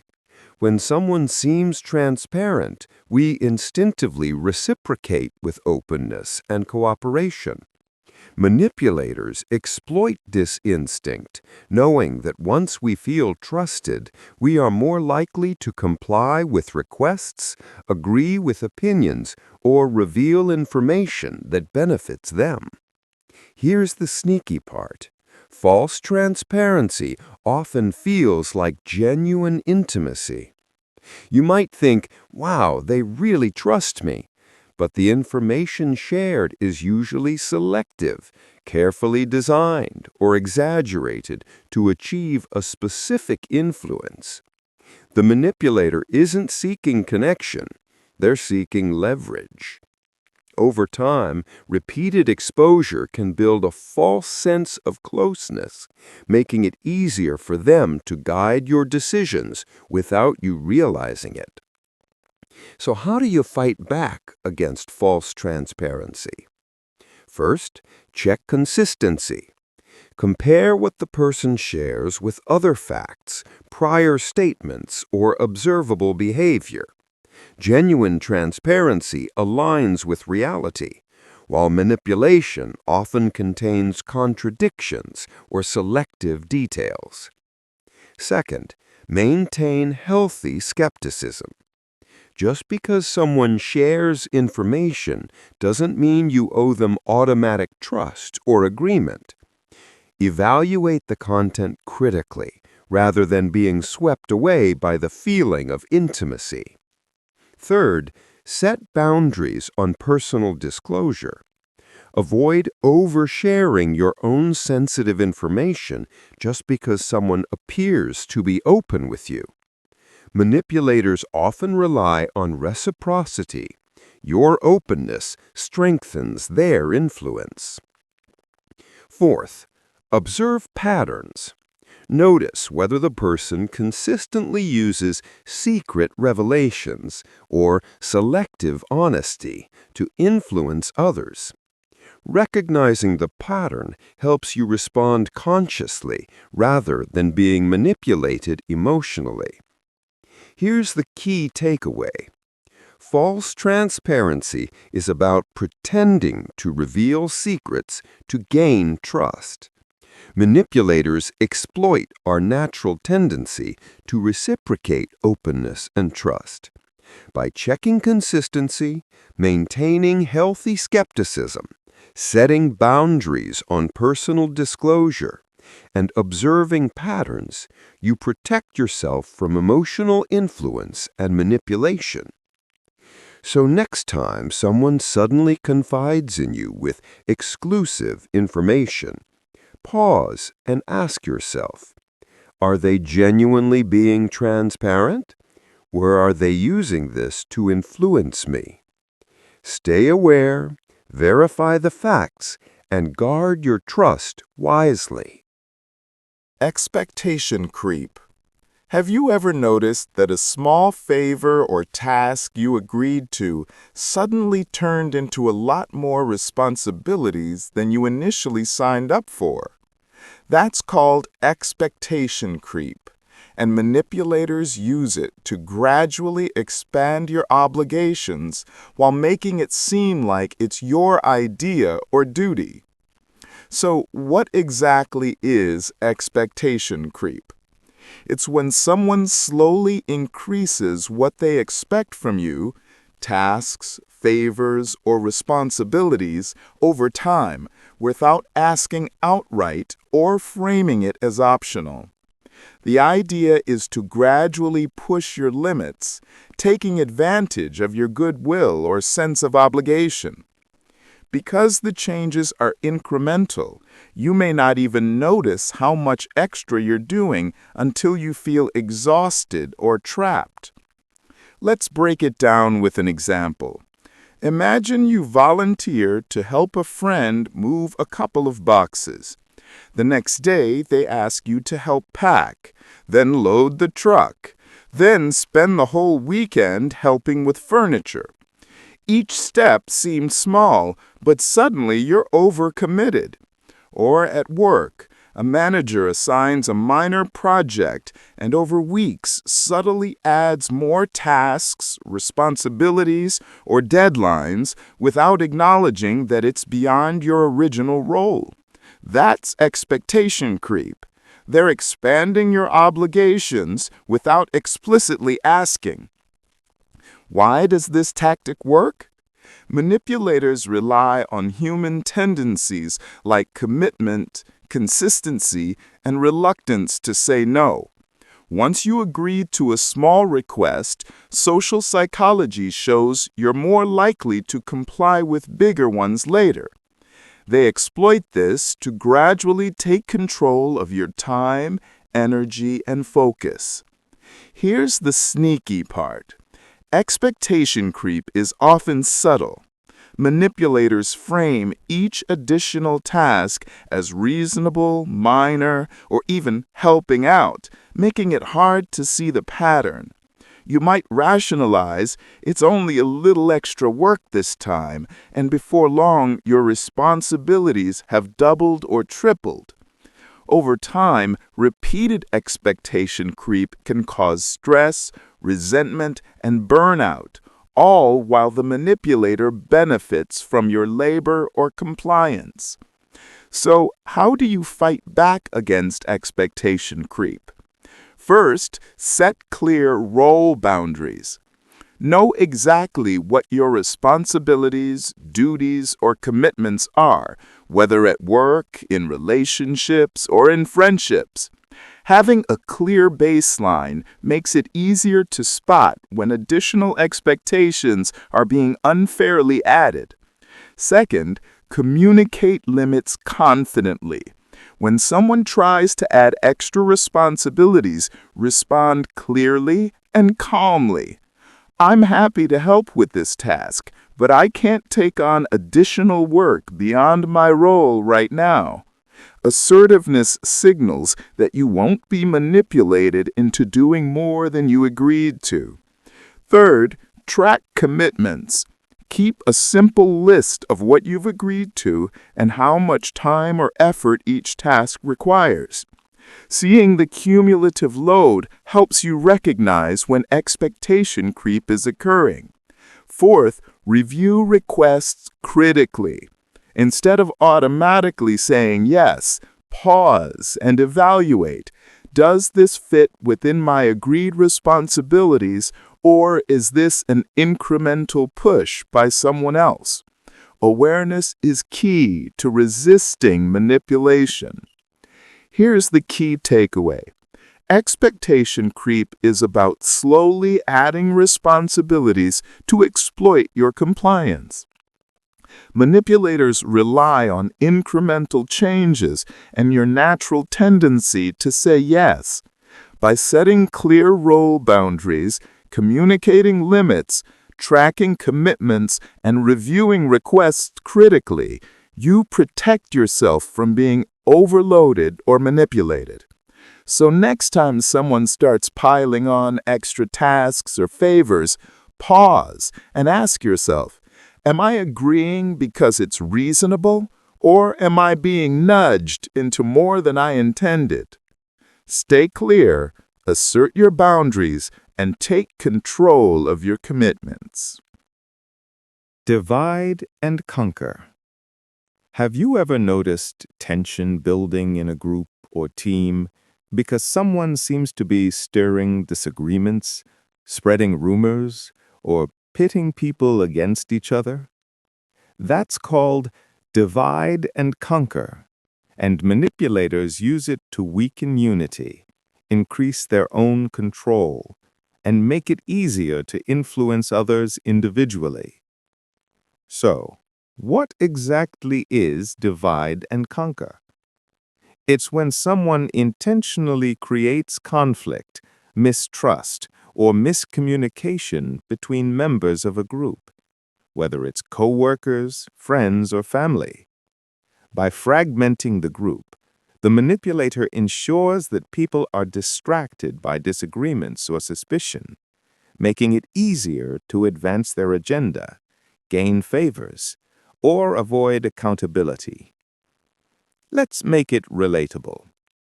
Imagine a workplace where one team member whispers, "I heard Sarah thinks this project idea is terrible," even though Sarah never said that. Suddenly tensions rise, and the group starts questioning each other instead of focusing on the actual work. Or, in a friend group, one person spreads subtle hints that another is unreliable, creating arguments and driving a wedge between people. That's divide and conquer. They're using misinformation and manipulation to fracture the group dynamic. Why does this tactic work?